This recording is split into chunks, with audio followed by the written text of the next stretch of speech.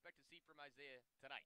Yeah, we saw Isaiah pitch very well in 3 relief appearances so far for Orleans. Like you mentioned, has not pitched in a long time for the Firebirds. Last pitched on June 19th against Harwich. So a guy who's really going to command the strike zone pretty well. I don't know how much innings and pitches he might have in that right arm, but I think he's going to give the Firebirds some good innings.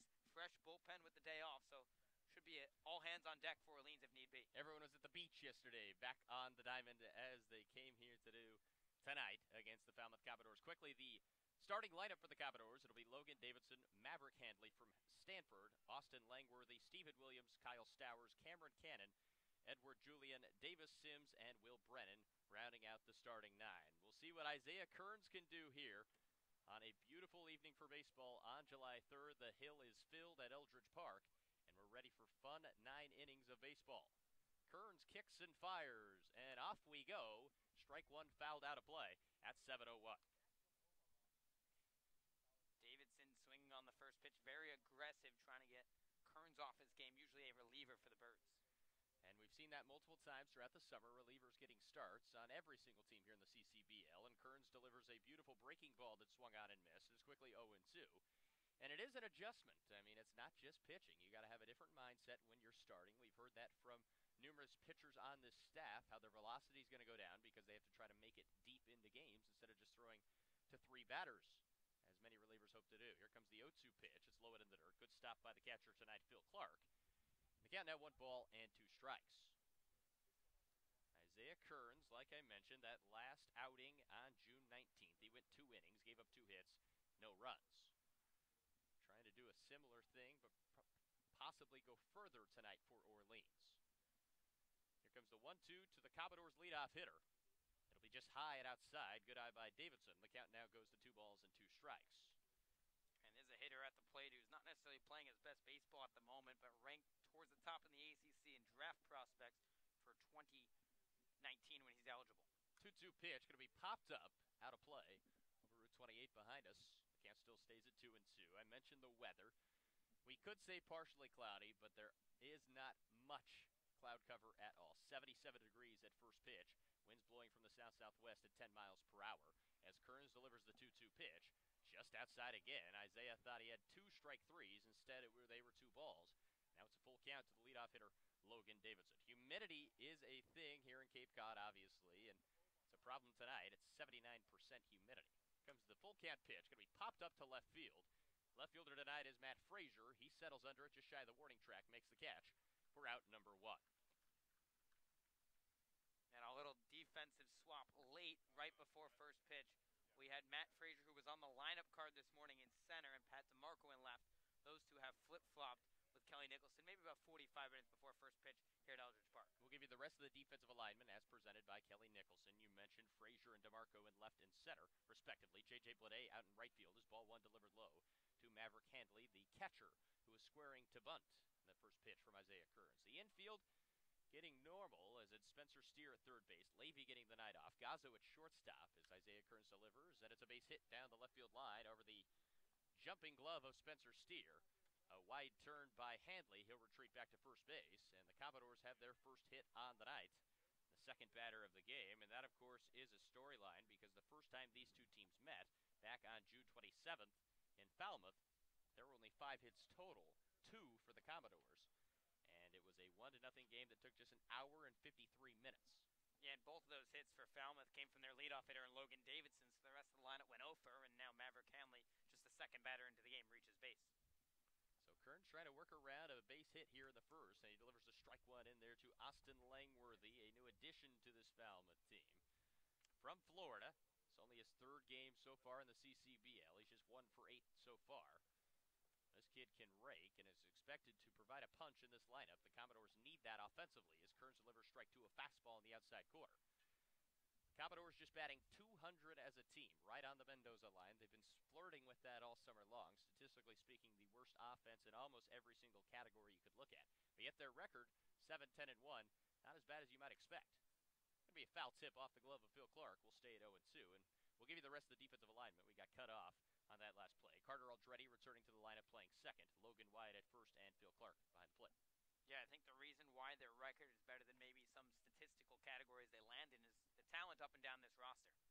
There is a lot of talent on every team, but Falmouth does have some as well. As that ball hit to the left side, fielded by Steer on a backhand, over to Aldretti. The turn to first. In time, a double play and a beautiful one at that. Steer to Aldretti to Wyatt. And the Birds escape the first after a single, the second batter of the game. Defense working well for the Firebirds. We'll see if the bats are still hot. DeMarco, Blade, and Steer will try to get things going as we head to the home half of the first here on the Orleans Firebirds Broadcast Network.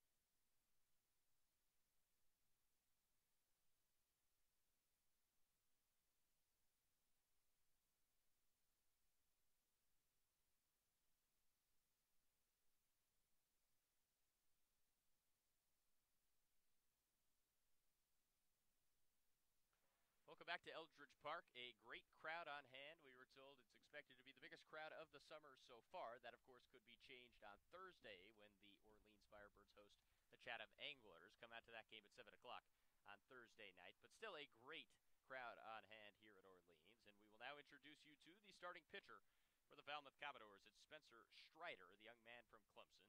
The right-hander gets the ball for Falmouth. And Spencer Strider, just a freshman this past year at Clemson, was really their swing guy. Made a couple starts later in the year. Really picked up his game towards the ACC season.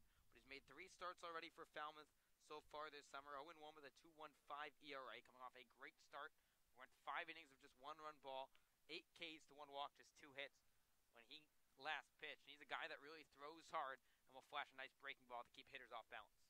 The starting lineup for the Firebirds tonight, it'll be Pat DeMarco, J.J. Blade, 2 usual suspects at the top of the order from Vanderbilt. Spencer Steer in the 3-hole, followed by Logan White and Nick Osborne. The top 5 all the same. It'll be Phil Clark, Carter Aldretti batting 7th, Matt Frazier, the left fielder, batting 8th, and Sal Gazzo winding out the lineup, the shortstop for Orleans. So we'll see if the Birds can get it going again. Of course, that magic number offensively for Orleans is 5. When they score 5, they are 5-1. When they score under 5, just 1-10. So we'll see if the Birds can reach that elusive figure tonight against Spencer Strider and the rest of that Falmouth pitching staff that fooled the Firebird hitters in their last meeting. Just 3 hits for Orleans. They actually out-hit Falmouth, but it did not matter because they couldn't get a run across the plate. The first pitch from Strider, a high leg kick, swinging to the right side, fielded on a dive as the first baseman Sims, and the toss over to Strider in time for out number 1. So right away, the jersey getting dirty for the Falmouth first baseman. Yeah, Davis Sims making a great play, ranging to his right, backhanding the ball, sliding to a knee, and Spencer Strider, we saw that be a problem for Orleans a couple games ago, and Eric Miller has a tough time getting over to the first base bag, but you see Strider sprint over and beat the speedy DeMarco by a couple steps. That's J.J. Blade, Orleans, stepping in. He'll swing away on the first pitch. So the Birds attacking early on, and that's something they've been known to do early on in the season. They are last in the Cape in walks as an offense. Only the littlest amount. There's a ground ball to the left side. Fielded on a candy hop by the third baseman Cannon. A throw across the diamond in time. So 2 quick, easy outs against the Orleans' top 2 hitters. And now that'll bring up Spencer Steer, who has looked as dialed in as possible in the 3 spot and also here at Eldridge Park. He'll try to extend this inning. Yeah, you're talking about the approach so far for the Firebirds. They're attacking early, like you mentioned. It's also interesting to see first 2 hitters in this lineup were Vandy Birds, Vanderbilt players for Orleans. They've already faced Spencer Strider.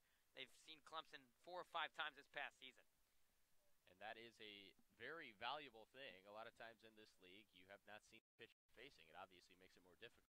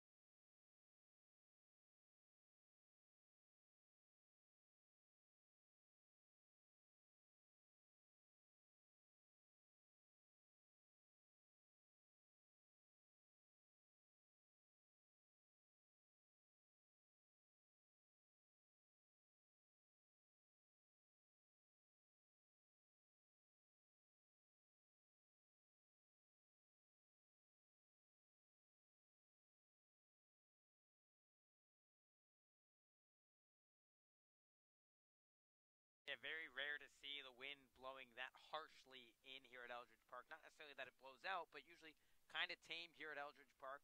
Very big ballpark, especially to dead center at 434. Comes the 1-1 from Kearns into Sims. Both runners are going. It's low. It gets past Clark, and the perfect double steal tuned up there. And the Commodores now have two runners in scoring position on, again, a tough break. That pitch was just low and the perfect pitch to run on. Yeah, you got to give Jeff Trundy and Falmouth credit right here. They're taking advantage. They're a team that's obviously struggled offensively. When you're a team that's struggling offensively, you try and make little things happen. You try double steals, you try hitting runs, you try sacrificing guys over, and they're doing so right here in the top of the second.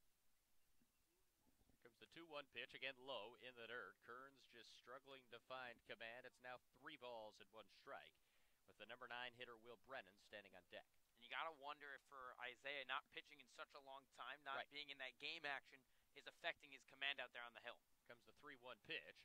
It'll be outside ball 4. Actually, the second walk of the inning for Kearns has reloaded the bases. Still no action, although there is a bit of stretching going on in the right field bullpen. And it looks like Jamie Quinn, the pitching coach, right on cue, will go out and chat with his starter out of West Virginia to try to calm him down here. With the bases loaded again and only 1 out. Yeah, Braden, it's kind of what we spoke about at the beginning of the pregame show, is that arms aplenty for the Birds out of the pen tonight. Had the off day yesterday before 13 consecutive ball games, and obviously you would have liked that to get off to a good start.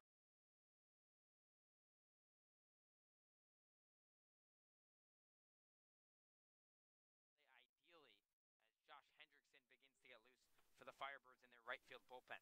Big lefty from Australia starting to throw in the Orleans bullpen, but it'll be Kearns' situation to deal with for now as Quinn's conference on the mound is over, and we'll see if Isaiah can try to ride his way out of this stormy sea he's put himself in against the Commodores of Falmouth.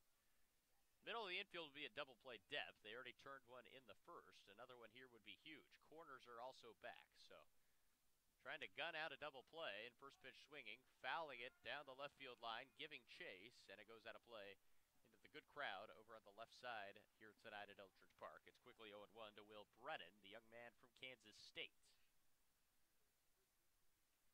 Brennan just a 197 average so far through 18 games, just that 1 RBI, but he's got to be licking his chops here with the bases loaded, only 1 away. A situation where if you hit a fly ball in the air, you're going to pick up an RBI at least. Kearns trying to get through it. Here comes the 0-1 pitch. It's low in the dirt. Another good stop by Clark, who's been very busy here in this second inning, as a lot of Kearns' pitches have gone low. Clark's been able to handle all but 1 of them, and that was on the double steal. 1 ball and 1 strike. Kearns kicks and fires. Grounded to the first baseman White, who will touch the bag, then throw to first. It'll be low, and that will allow a run to score. They do get their runner at first. It wasn't a great throw from Logan Wyatt. And that makes the score Falmouth 2, Orleans nothing. That'll be the fielders on the right side of the home plate and just Stowers too much speed. We saw him beat out that infield single earlier in the inning and now beats it out here to score the second run of the game for Falmouth after only scoring 1 run the last time out against the Birds. So a tough situation indeed for Isaiah Kearns. Now he has 2 outs, runners still at second and third base.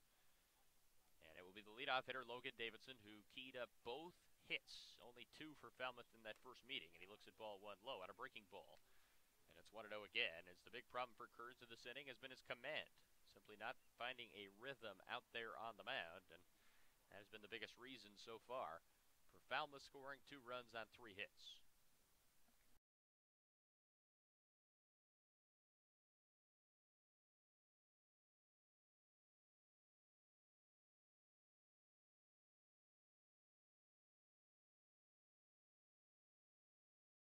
Well, switch hitter, hit most of those home runs from the left side. All but 2 of them came from that left-handed batter's box. And it was quite the show by Davidson, as that pitch only went 58 feet. Another good stop for Phil Clark, who's definitely earning his post-game meal tonight, because he is already hard at work, looking like a hockey goalie here in the second inning, stopping numerous pitches in the dirt.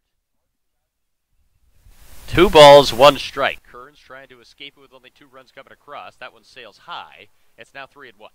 Yeah, we talked about the power that Davidson has. He hit 15 home runs this past season at Clemson, hit a record 58 long balls in that college home run derby. Just fell in the finals 21-20. Nick Reddy from Air Force.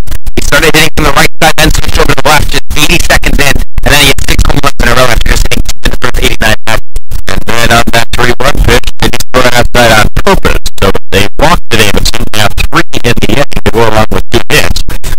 So the bases are loaded yet Again, for the third separate time in this inning, and it'll be Maverick Handley who singled in his first AB.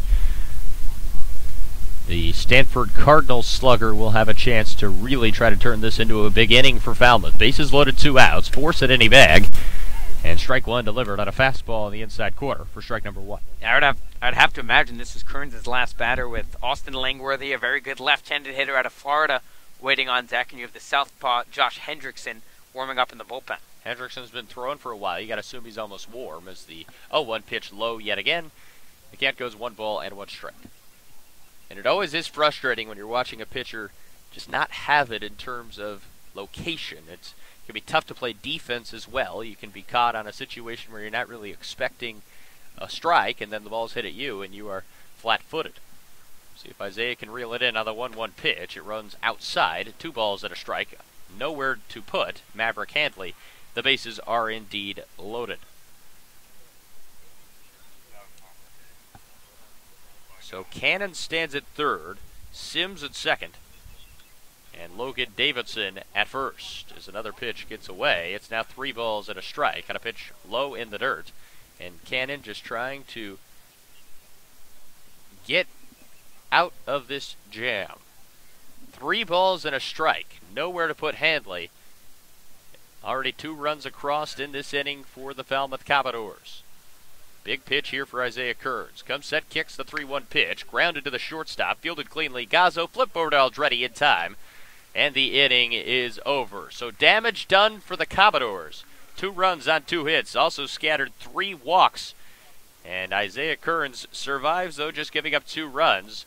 The Birds will look to pick him up. Coming up next, it'll be 4, 5, 6 in the Firebird lineup, including the red-hot Nick Osborne coming up next.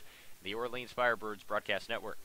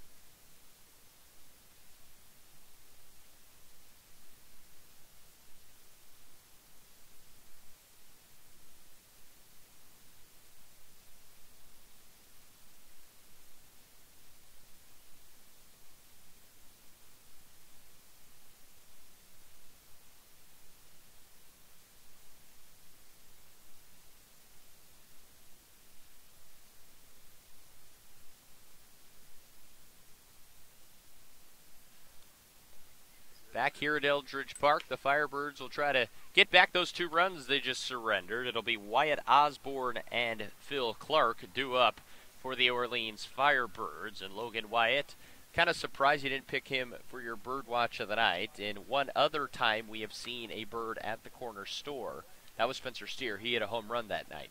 So Logan due for a home run, statistically speaking, because of that. Yeah, except Logan did not actually get a burrito at the corner store. It was J.J. Blade who did, in fact, get the food. You kind of did what Logan did. You went in with a nice friend, stood by the person ordering the burrito, and it was actually Blade and Josh White who got the burrito. So I'm expecting a high level of baseball playing from J.J. Blade and a high level of broadcasting from Josh White. We've gotten both, I would say, so far all season long. It wouldn't really be much of a surprise to see it again tonight.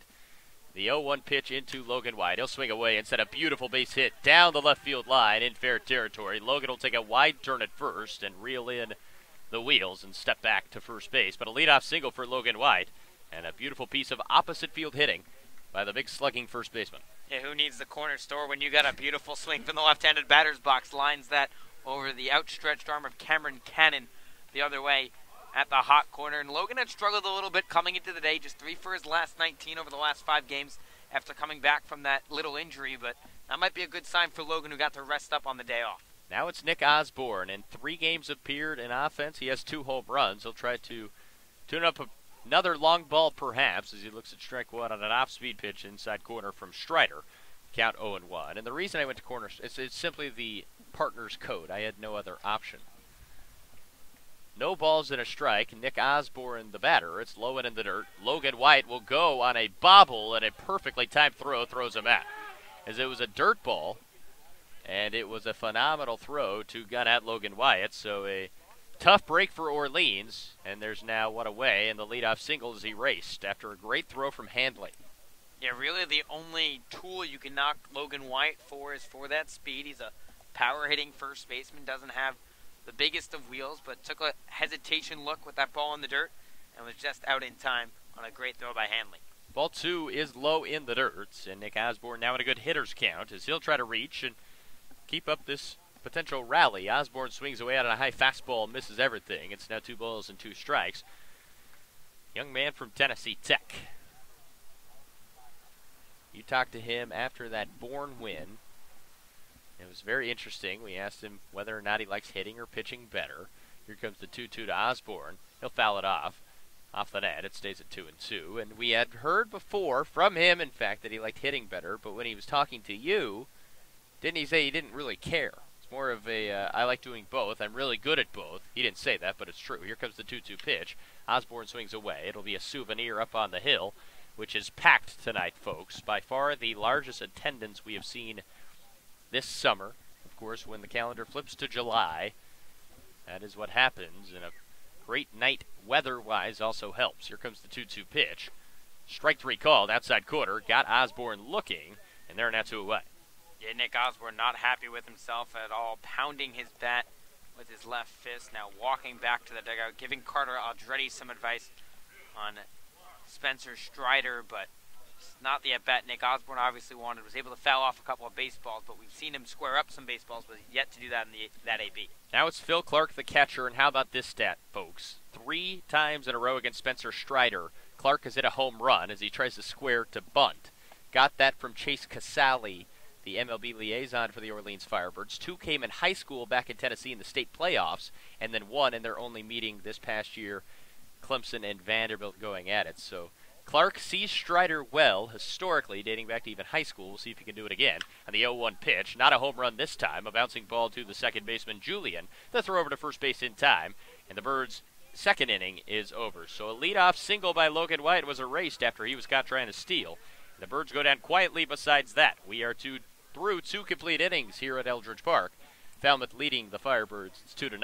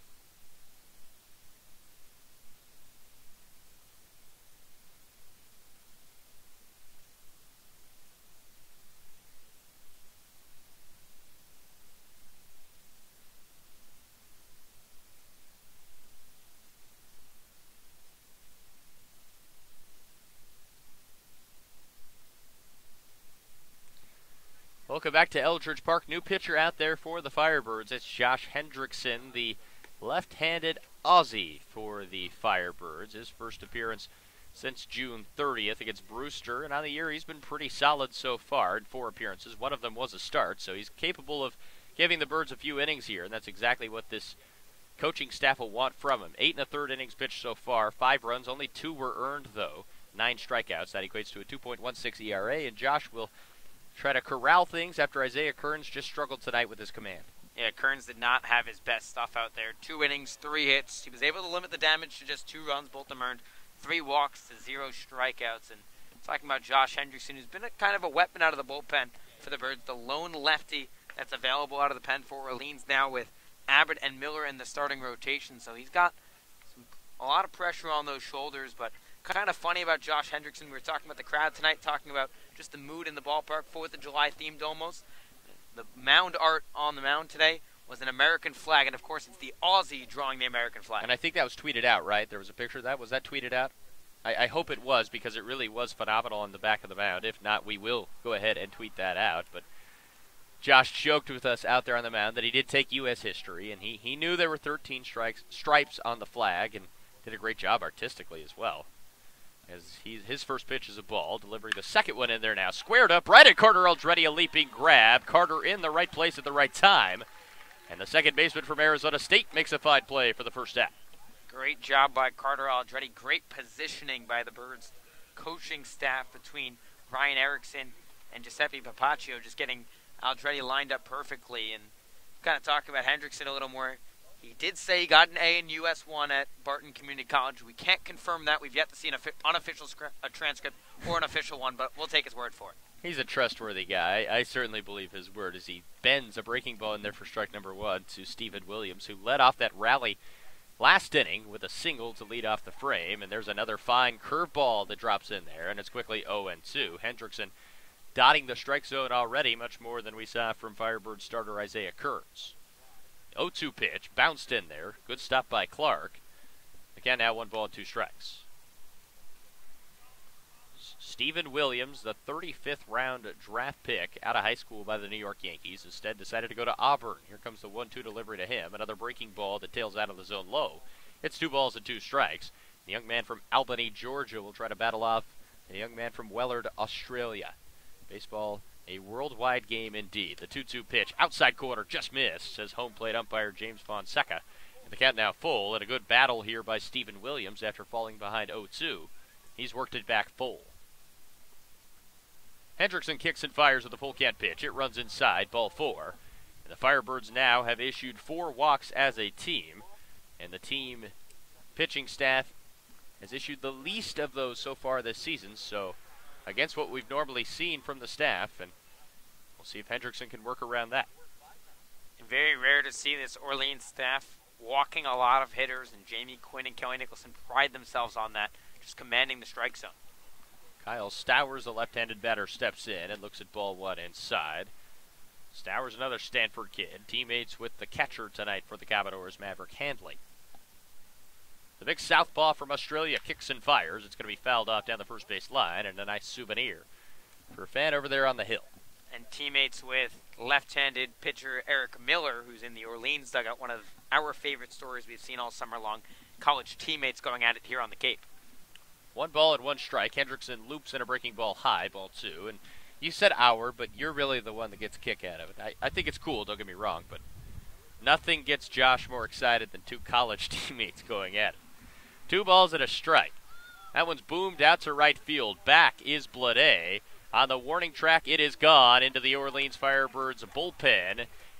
It's a 2-run shot for Kyle Stowers, and the Commodores are rolling here early on. It's 4-0 Falmouth. Yeah, no answer for Orleans pitching staff at the moment, and that was a very impressive home run, especially with the wind blowing in here at Eldridge Park still. Talked about 10 miles an hour at first pitch. Seems like might even be gusting a little more in, and Stowers still able to muscle it out. Just walks come back to bite you, as they say in the game of baseball, and Stowers makes the lefty Hendrickson pay. And quickly 4-0 Falmouth, arguably, based on the stats, the worst hitting team in the Cape, but proving otherwise tonight.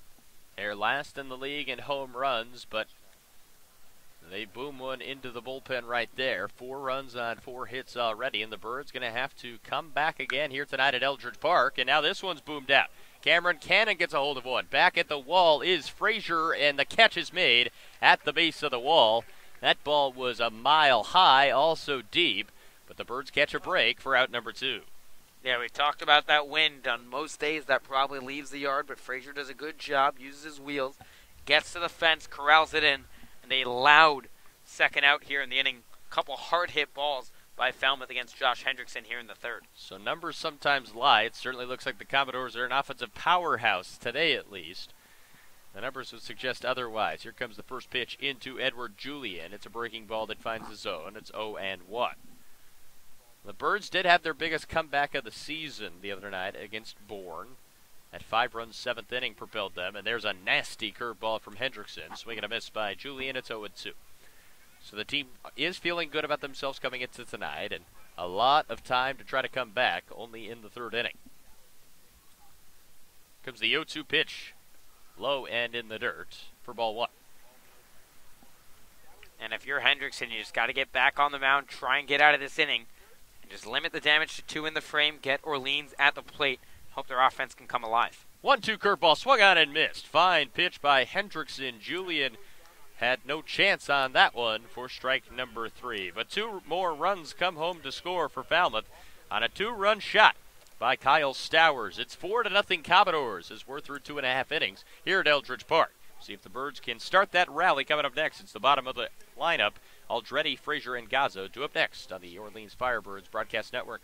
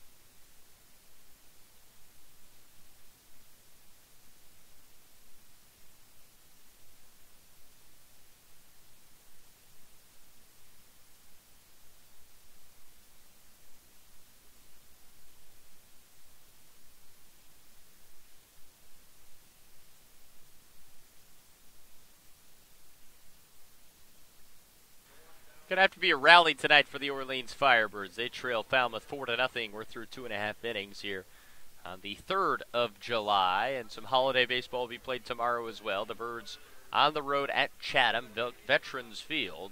Should be a fun night, a packed house indeed between the Anglers and Firebirds. Coverage will start at 6:45 tomorrow night. The Birds trying to pick up a 2nd straight win before they go on the road. It'll be Carter Aldretti making his return into the batter's box for Orleans. It'll lead things off as he looks at ball 1 low.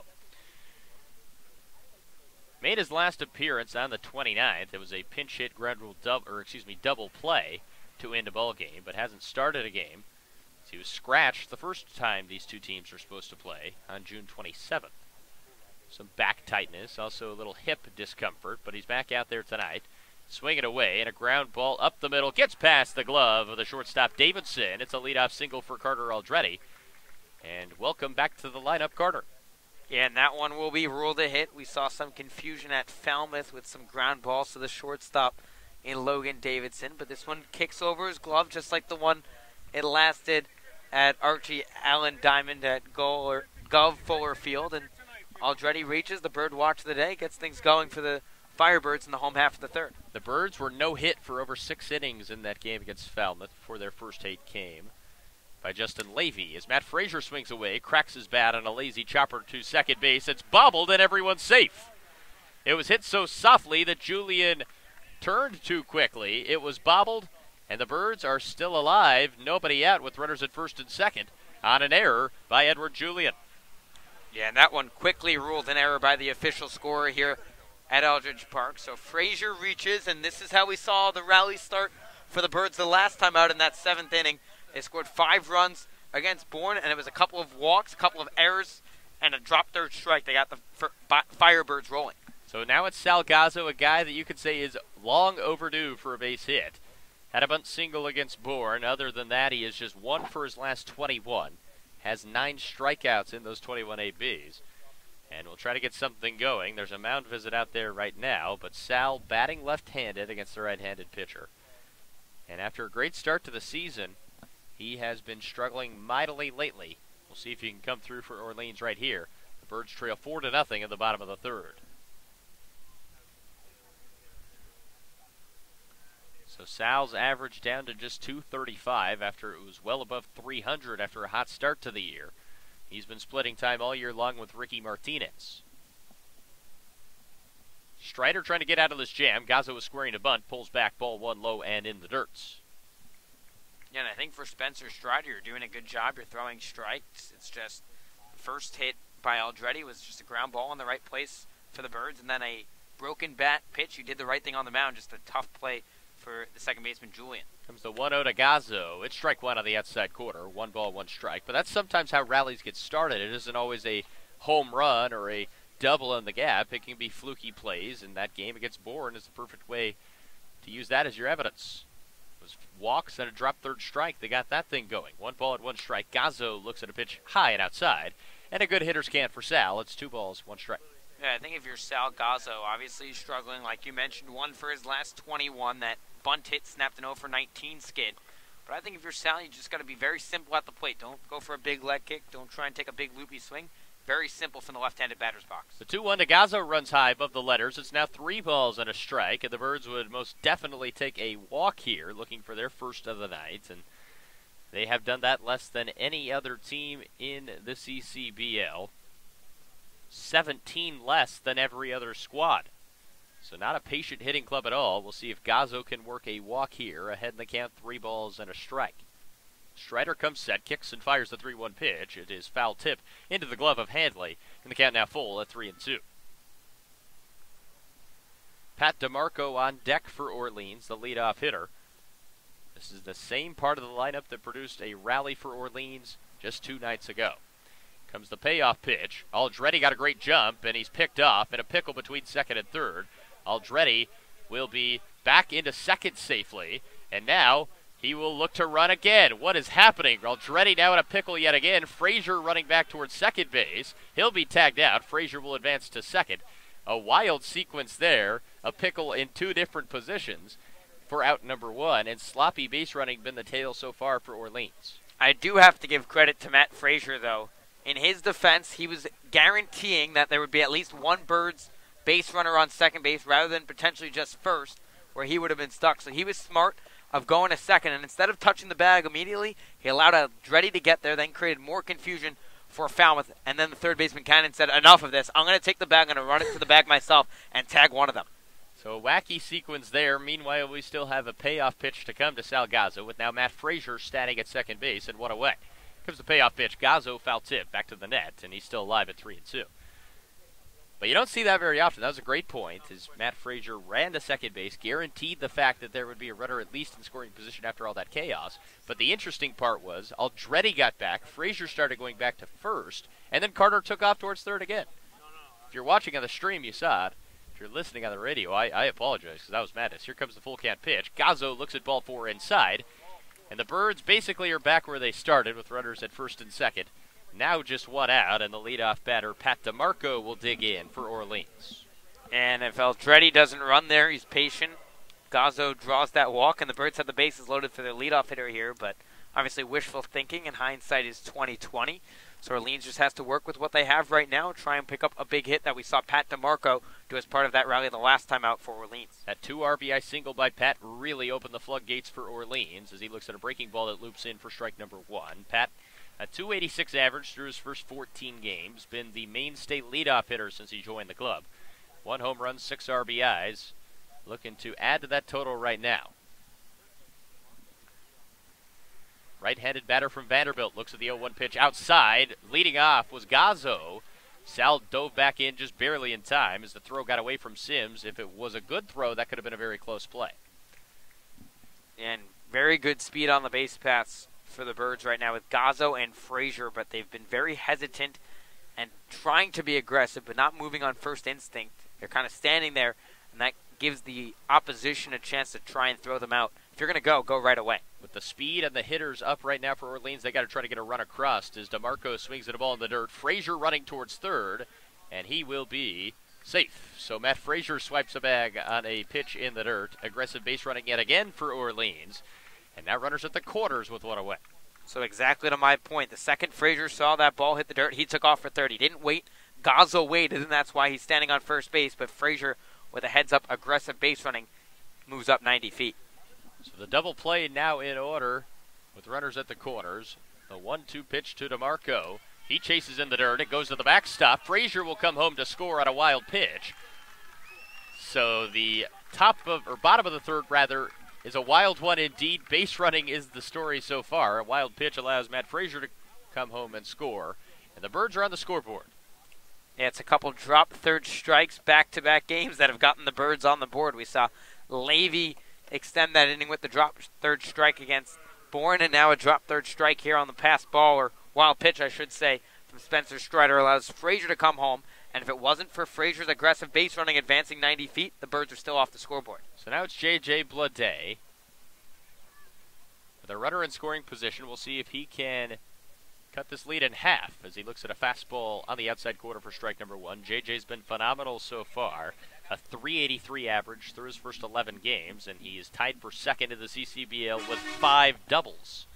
So he is a threat to place one in the gap, and that would be huge for Orleans here. The 0-1 pitch. J.J. swings over the top of a high fastball as they back pick to try to get Gazzo again. A fine throw by Handley, but Gazzo gets back in safely. If Orleans base runners haven't realized right now, Maverick Handley is not afraid to throw the baseball. Absolutely not. He'll try and gun it first, second, third. He'll throw it right at you. You got to be quick with that secondary lead and then retreat back to the base very, very quickly.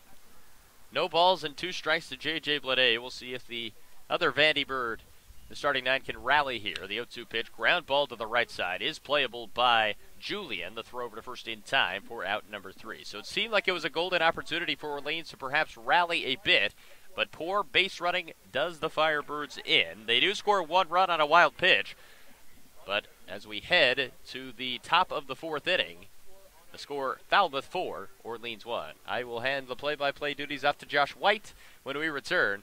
But Josh Hendrickson back on the mound for his second inning of relief. You're listening to Firebird Baseball on the Orleans Firebirds Broadcast Network.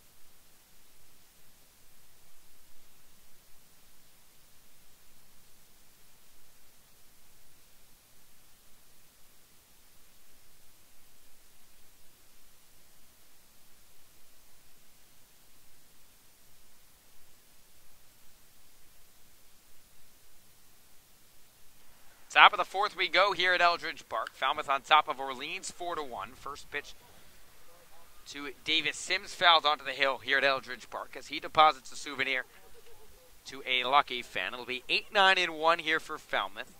Sims, Brennan, and Davidson set to face Josh Hendrickson out for his second inning of work. 0-1 pitch from the southpaw, misses low in the dirt, and that'll even up the count at 1 ball and 1 strike. A gorgeous night for baseball here in Orleans, Massachusetts. Hendrickson wheels and deals the 1-1 pitch. Another loopy swing from Sims, and he fouls this onto the hill once again, but Hendrickson jumps ahead.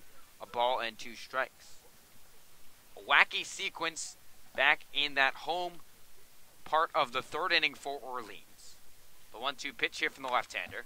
Line drive off the bat of Sims, but he's out in front. So we'll do it again at 1 ball and 2 strikes.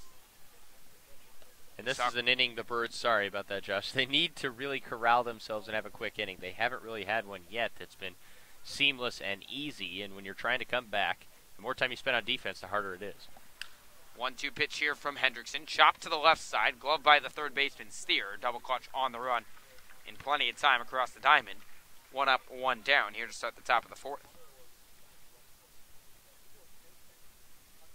So now the batter will be Will Brennan, the left fielder from Kansas State University. Another lefty in this lineup for the Commodores, and that could be part of the reason why Josh Hendrickson entered the ball game.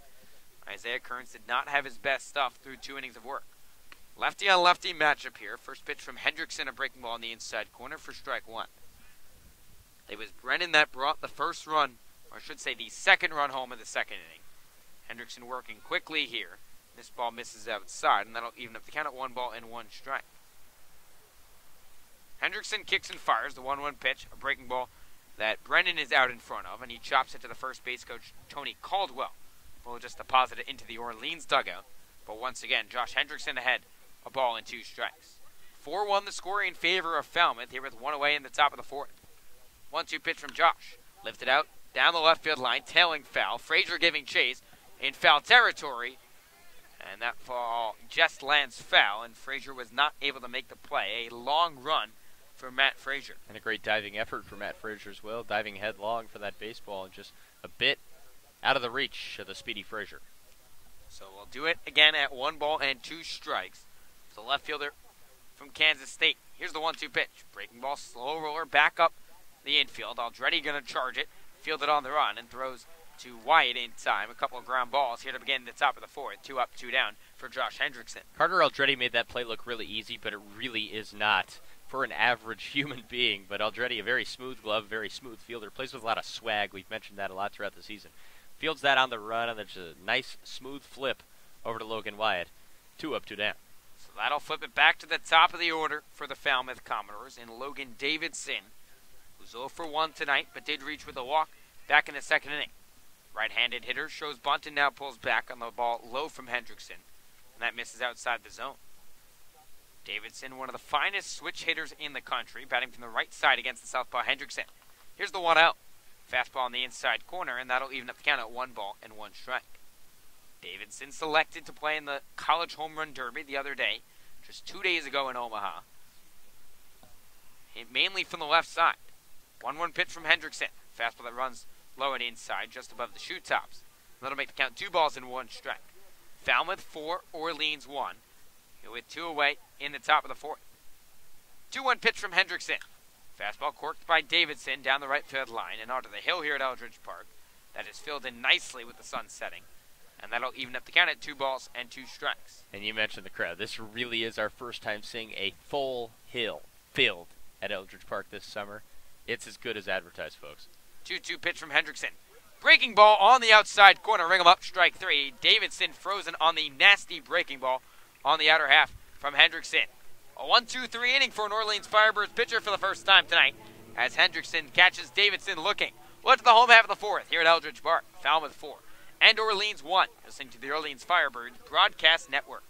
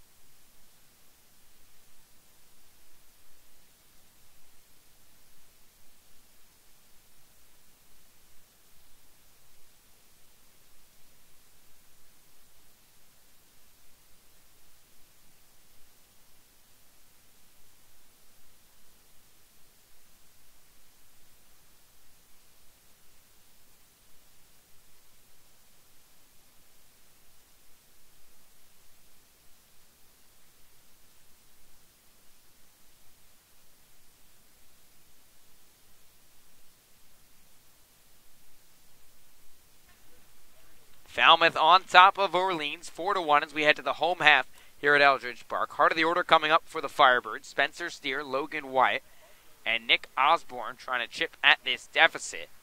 Firebirds have not been a good team this season when trailing early in ball games. Spencer Steer back out there. I should say Spencer Strider facing Spencer Steer. First pitch to Steer popped up on the left side of the infield. A home run in an elevator shaft. Davidson doesn't even need to move. Sticks up the left-handed glove. One pitch and one out here to begin the home half of the fourth. We've talked about this time after time this season, how the Birds hitters have been so aggressive early in counts. It really depends on your opinion whether or not you agree with that. A lot of times you'll see that happen nowadays, but it certainly does make the life of a starter, if he's throwing strikes, very easy, and that's exactly what we've seen so far for Spencer Strider, who's worked through this Orleans lineup without much of a threat besides that last inning, and those are really self-indicted, wounds. So Logan Wyatt now digs in for the second time. 1-0 pitch from the right-hander. Fastball that misses low and away, and that'll make the count 2 balls and no strikes. Wyatt with one of the hits for the Firebirds tonight. He singled in the second before being caught stealing on the pitch in the dirt. 2-0 pitch to the left-handed hitter from Louisville. Misses outside, and that'll make the count 3 balls and no strikes. Wyatt, one of the best hitters in the entire Cape Cod League. Ranks in the top 10 in 8 different offensive categories. 3-0 pitch to Wyatt. Fastball that runs up and away, ball 4. And Strider walks the Birds' first baseman. And Orleans has a base runner here with 1 down in the home half of the fourth. So with the score 4-1 in favor of Falmouth, Orleans trying to battle back here, mount a little bit of a rally. And this a good guy to do it at the plate in Nick Osborne, who has already hit 2 home runs through his first 3 games at the plate. Osborne 0 for 1 tonight, struck out looking his first time around. First pitch from Strider. Line drive off the bat of Osborne, and that'll dink into left field. 1 bounce in front of Brennan, who will throw it into second base, but not in time, as Wyatt moves up 90 feet. A couple of base runners for the Firebirds. Now the tying run comes to the plate for Orleans in the form of Phil Clark. Nick Osborne just has such a fluid, beautiful swing. That is a swing you want to watch if you're a kid, because it really just does get through the zone, and he has been clicking on all cylinders since he's gotten a start on offense. Now it'll be Phil Clark, and we mentioned that last AB how good he's been historically against Spencer Strider. Now 3 of the last 4 times he's faced him, he's hit a home run. We'll see if he can hit another one here. That tie up the ball game. Talk about that success Clark had against Strider. 2 of the best high school players in the state of Tennessee when they were around. Clark trying to tie the game up with Falmouth leading 4-1. First pitch from Strider. Breaking ball at the belt on the inside corner. And that'll make the count no balls and 1 strike. Clark has struggled so far this summer for the Birds. Just 8 for his first 38. With 2 runs batted in. Osborne leads off first. Wyatt off second. Clark represents the tying run at the plate. 0-1 pitch from the right-hander. Fastball that runs outside and forces Hanley onto a knee. And that'll even up the count at 1 ball and 1 strike. It's Falmouth 4, Orleans 1. Hit with 1 away in the home half of the fourth at Eldridge Park. The hill has been filled. The hill has been filled, I beg your pardon. Good try. Catchy phrase, right? Yeah, it's a tough one to say. 1-1 pitch to Clark.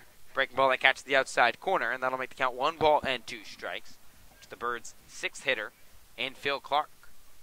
Clark still looking for his first home run this summer after hitting 6 this past year at Vanderbilt. 2 on with 1 out here in the bottom of the fourth. 1-2 pitch from Strider. Fastball check swing by Clark. He did not go around, says the third base umpire, Ronaldo Cockrum. And that'll even up the count at 2 balls and 2 strikes. Phil the hill, hill a Phil. There's so many. Whatever floats your boat, right? It's all the same. People came, they're sitting on the hill, whatever. Be great to meet someone named Phil Hill. If he's in Orleans, please come talk to us at the broadcast table. 2-2 pitch from Strider. Fastball corked by Clark down the left field line, tailing foul. And that'll run out of play. So we'll do it again at 2-2.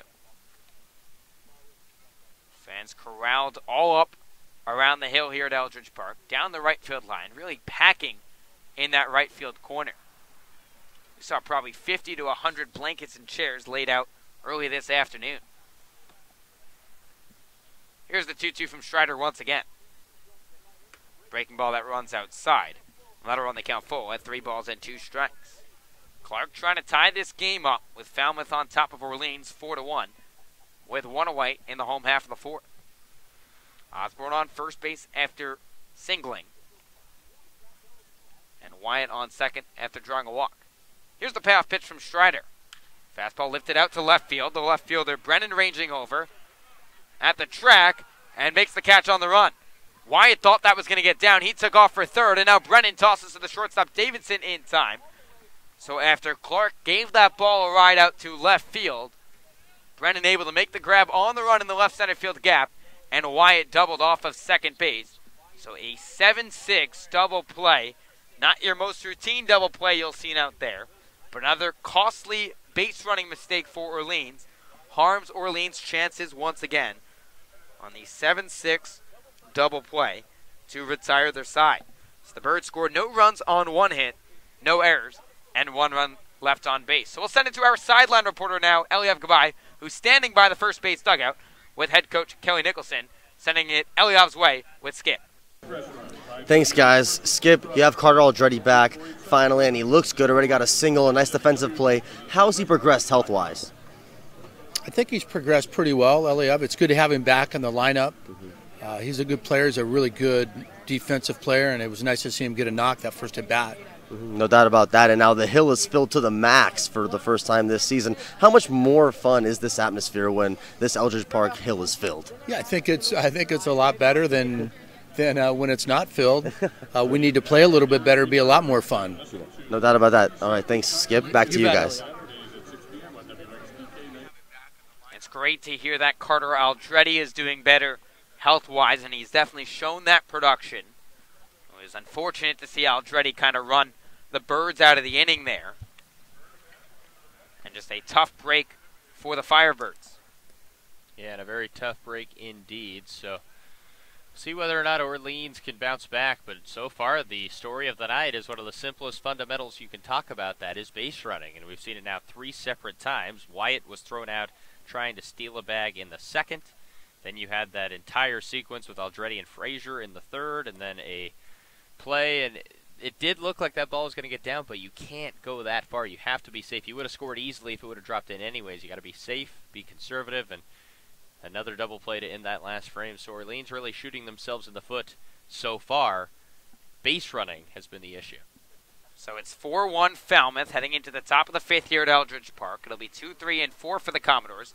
Maverick Hanley, Austin Langworthy, and Stephen Williams set to face Josh Hendrickson, who will begin his third inning of relief. And joining us now, the Ken Rosenthal of the Orleans Firebirds baseball beat, Joe Catapano. I know, Joe, it's been a roller coaster of a day so far. First pitch from Hendrickson, bunted up the third base line, but foul by Hanley for strike one. So, Joe, first off, let's talk about that first pitch. What was your experience like out there?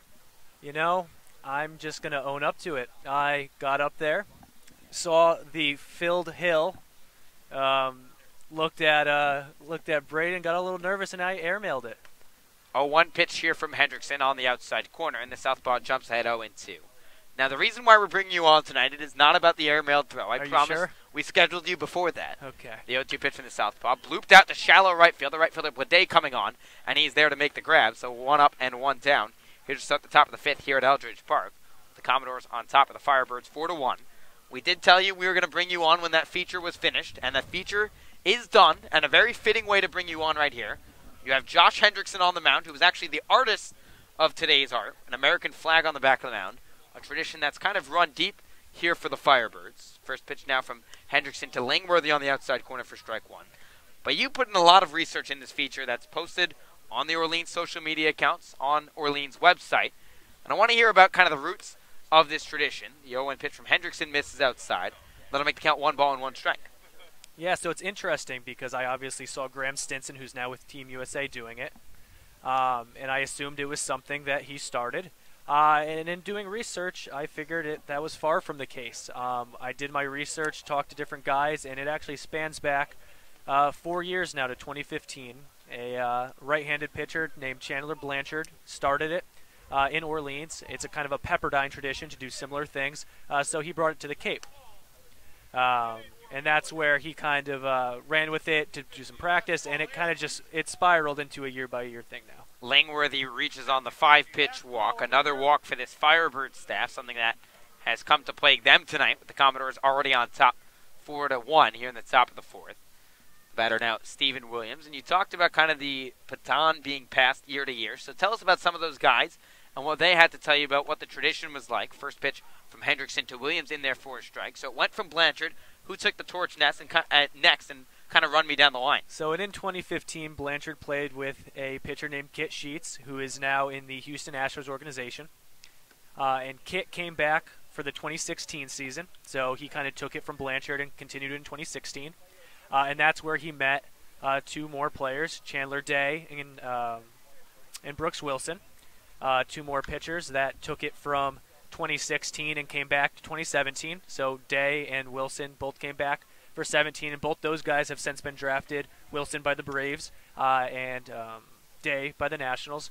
And that's where they met Graham Stinson last year in 2017, and Stinson took it into this year, into 2018, and that's kind of how the line's been and the baton's been passed along, like you said. And Stinson's obviously with Team USA for the next few weeks, but the new guys that Stinson or Graham's shown has kind of kept it along the last few days. 1-2 pitch from Hendrickson, misses inside, and that'll even up the count at 2-2. Falmouth on top of Orleans, 2-2 here, with one down in the top of the 5th. And obviously, you did some extensive research here. You talked to numerous people. Hendrickson going to check on Langworthy over at first base, nothing doing. But what were some of the designs that maybe some of the guys remembered over the years, some of their favorites per se?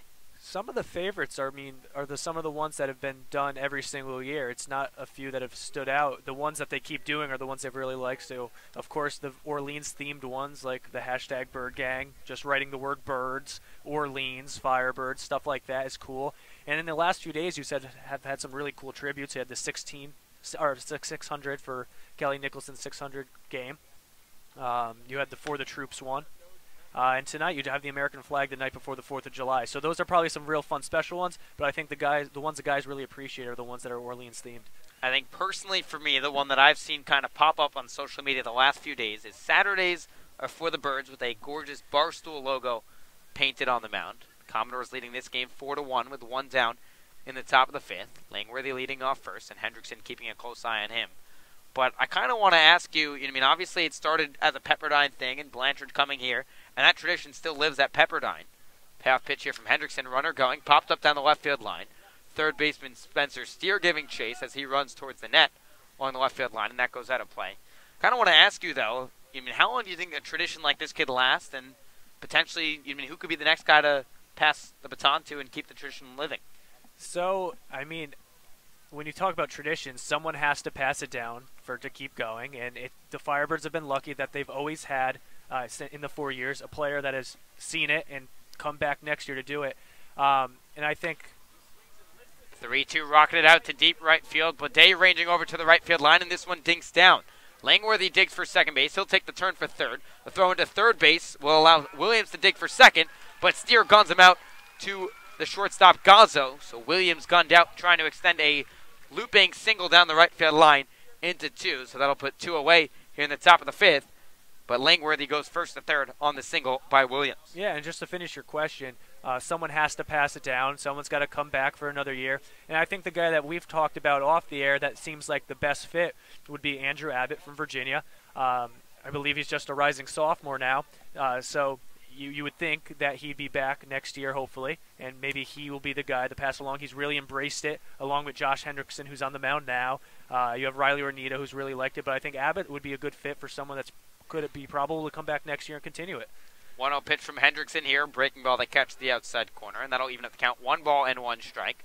Falmouth leading 4-1 here with 2 away in the top of the 5th. And before we let you go, Joe, one golden nugget from your story that you want fans to read if they needed the Spark Note version, and this is the best line of that story. The best line. You just have to picture Graham Stinson, this 6'5", 200-pound left-handed pitcher. He struck out 12 guys one night in 5 innings, and the next day he's hovered over the mound looking just as locked in behind the mound, spray painting something into the dirt as he did, striking out 12 guys in 5 innings. So that's really the big thing that I would like people to read and kind of learn more about that. So if you haven't given this story a read just yet, look on Joe Catapano's Twitter, Joe Catapano _ and Firebirds CCBL on Twitter and Instagram. You can also catch it online. It's another great story by Joe Catapano. Payoff pitch from Hendrickson, chopped up through the legs, through the wickets. Gazzo fields it and throws to Wyatt in time. A 6-3 putout to end the inning. So the Birds get out of the jam on the 6-3 putout through the legs of Josh Hendrickson. And they strand Austin Langworthy at third base. We're halfway home in this one. Falmouth 4 and Orleans 1 here at Eldridge Park. Listening to the Orleans Firebirds Broadcast Network.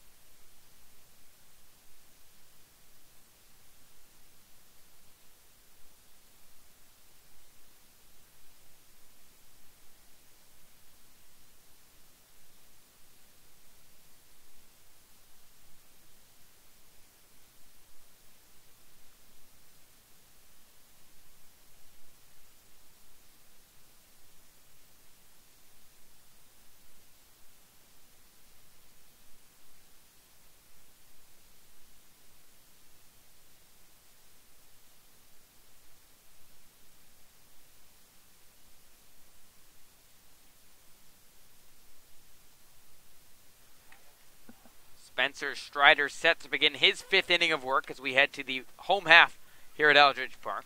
Falmouth 4 and Orleans 1. Strider has done a tremendous job keeping this Orleans offense in check. It'll be the bottom third of the order set to face the righty from Clemson in Carter Aldretti, Matt Frazier, and Sal Gazzo. And this is kind of part of the order that got the rally going for the Birds back in the third. Yeah, and this is, like you said, normally a potent offense, and really they've had multiple chances to be potent tonight. It's just been base running mistakes that has thorned off multiple rally attempts, and still half of a game to go, and Carter Aldretti, the leadoff batter, who has done his job both on offense and defense tonight, will try to do it again right here. So Aldretti 1 for 1 tonight offensively. Also made a snagging catch to rob Austin Langworthy of a hit back in inning number 3. First pitch to Aldretti, a fastball right down the chute at the knees for strike 1. Aldretti missed a couple games with a little bit of a back issue. Has been pretty consistent in that starting lineup otherwise for Kelly Nicholson and the Firebirds. 0-1 pitch from Strider. Breaking ball that forces Aldretti to chase. And now Strider jumps ahead, no balls and 2 strikes. Josh Hendrickson has done very well so far, eating innings for the Birds, and still no action in the right field bullpen. 0-2 pitch from Strider. Fastball that runs outside, and that'll make the count 1 ball and 2 strikes to the Birds' 7-hitter in their second baseman from Arizona State, Carter Aldretti. And when right, this has to be one of the best 7-hitters in the CCBL. 1-2 pitch to Aldretti. Fastball on the outside corner. Aldretti goes down looking for the first time tonight. Make it 3 strikeouts for Spencer Strider, and there's 1 away in the home half of the 5th. Carter Aldretti did not like that call at all from James Fonseca, and multiple members of the Firebirds in the dugout there also yelling from the top steps. That looked low and outside. That looked like a call that would have been called a ball all night long, and tough break for Aldretti there. So Matt Frazier, who is involved in a very odd play, digs in from the left side. First pitch to Frazier. A breaking ball that bounces 58 feet, and Frazier swings over it for ball 1. 58-foot breaking ball was not quite the issue for Joe Catapano tonight. He put a little too much mustard on his ceremonial first pitch. 0-1 pitch here from Strider. Another breaking ball that misses low. And that'll even up the count at 1 ball and 1 strike. Put it this way, if he was standing at second base, it could have been a strike. Joe did respond on Twitter to my comment about scouts raving about his velo and a great clubhouse guy. He said he thought he was in the outfield. Joe, an outfielder in high school, so that could be part of the problem. 1-1 pitch from Strider. A breaking ball that Frazier chases, and that'll make the count 1 ball and 2 strikes. 4-1 the score in favor of Falmouth here with 1 away in the bottom of the 5th. Here's the 1-2 pitch from the right-hander. Fastball high chopper to the left side, slow roller, charged by the third baseman Cannon, and he throws a dart over to the first baseman Sims in time. 2 up, 2 down, here to begin bottom of the 5th. And a great play there by the third baseman Cannon with Frazier's speed, he couldn't afford to bobble that ball at all, but he handled it well, came up gunning, and turned it over to first base in time. Salgazzo now steps in for Orleans. Walked in his first plate appearance. Just trying to get something going for Orleans here. First pitch to Gazzo misses outside for ball one. And we talk about this Orleans team night in and night out. Currently trailing Falmouth 4-1 with 2 away in the bottom of the 5th. Strider kicks and fires. Here's the 1-0. Fastball corked by foul down the left field line. Tailing foul, and that'll even count at 1 ball and 1 strike. And talk about a little bit of a lack of depth right now. Brandon White deactivated today. He had a wrist injury, so he will spend the rest of the summer back home in Florida. 1-1 pitch from Strider, cut on and missed by Gazzo. And now Strider had 1 ball and 2 strikes. Another move by the Firebirds today. Zach Christofak, a temporary player out of the University of Georgia, released for the summer. He reached an innings limit. 1-2 pitch to Gazzo, misses inside, and that'll even at the count of 2 balls and 2 strikes. But my point is, the guys that Orleans has right now, only 24 active guys in the ballpark tonight. All of them have an opportunity to take the job and run with it. 2-2 pitch from the right-hander. Breaking ball, waved out and missed, strike 3. Gazzo goes down swinging for the 3rd out of the inning. So 3 up and 3 down for Spencer Strider as he picks up a couple Ks on the way. He's got 4 on the night. Look at the top of the 6th here at Eldridge Park. Falmouth 4 and Orleans 1. Listening to the Orleans Firebirds Broadcast Network.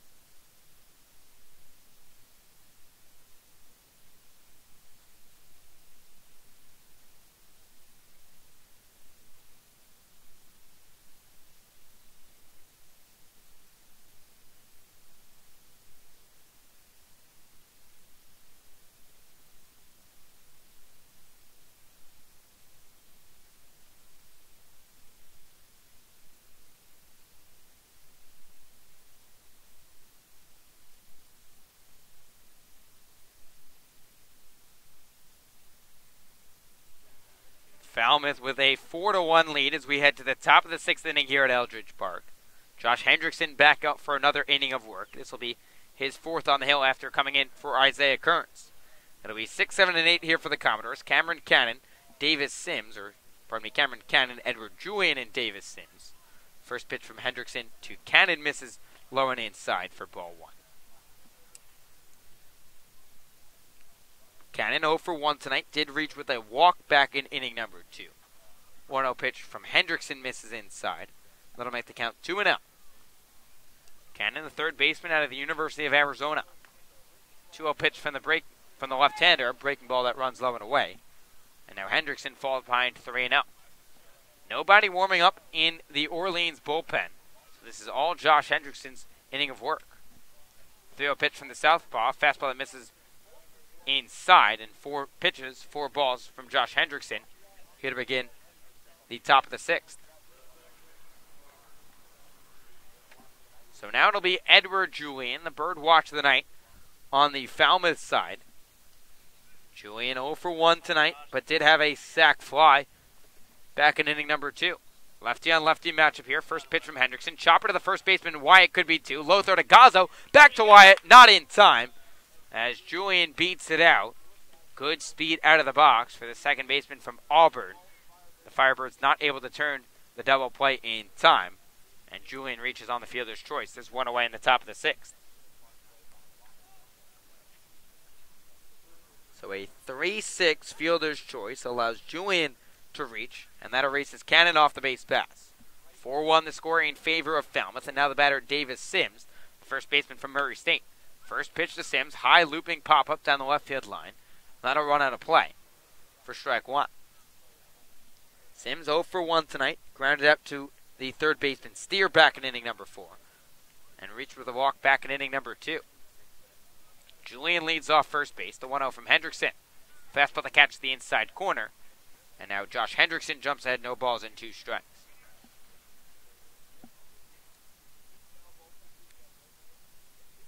Just 2 strikeouts so far for this Orleans staff tonight. Here's the 0-2 pitch from Hendrickson. Breaking ball in the dirt. Nice stop by Clark to keep it in front of him. And Julian stays put at first base. The count now 1-2. Falmouth on top of Orleans, 4-1 with 1 away in the top of the 6th. Sims digs back in from the right side. Here's the 1-2 pitch from Hendrickson. Breaking ball on the outside corner. Ring him up, strike 3. Hendrickson freezes Sims with a backdoor curveball. And there's 2 away here in the top of the 6th. Hats off to Josh Hendrickson so far. He has ate up innings for Kelly Nicholson. He has also been outstanding, and that curveball has been devastating so far, freezing multiple Commodores so far, and just 1 out away from working through his 4th inning of relief. Now, Brennan will try and extend the inning for the Commodores. First pitch from Hendrickson, fouled back to the screen, first strike 1. It's Falmouth 4, Orleans 1, here with 2 away in the top of the 6th. Here's the 0-1 pitch from the lefty. Fastball on the inside corner. Clark trying to back pick the runner Julian, but he dives back in safely. The count now 1 ball and 1 strike. Brennan, the left fielder out of Kansas State University, 0 for 2 tonight with a couple of ground balls. 1-1 pitch from Hendrickson, towed back up the middle, gloved by the second baseman Aldretti. He'll go the short way and underhand toss to Gazzo in time for the 3rd out of the inning. So after a leadoff walk, Josh Hendrickson gets out of the jam, and we'll head to the home half of the 6th here at Eldridge Park. Falmouth on top of Orleans, 4-1. You're listening to the Orleans Firebirds Broadcast Network.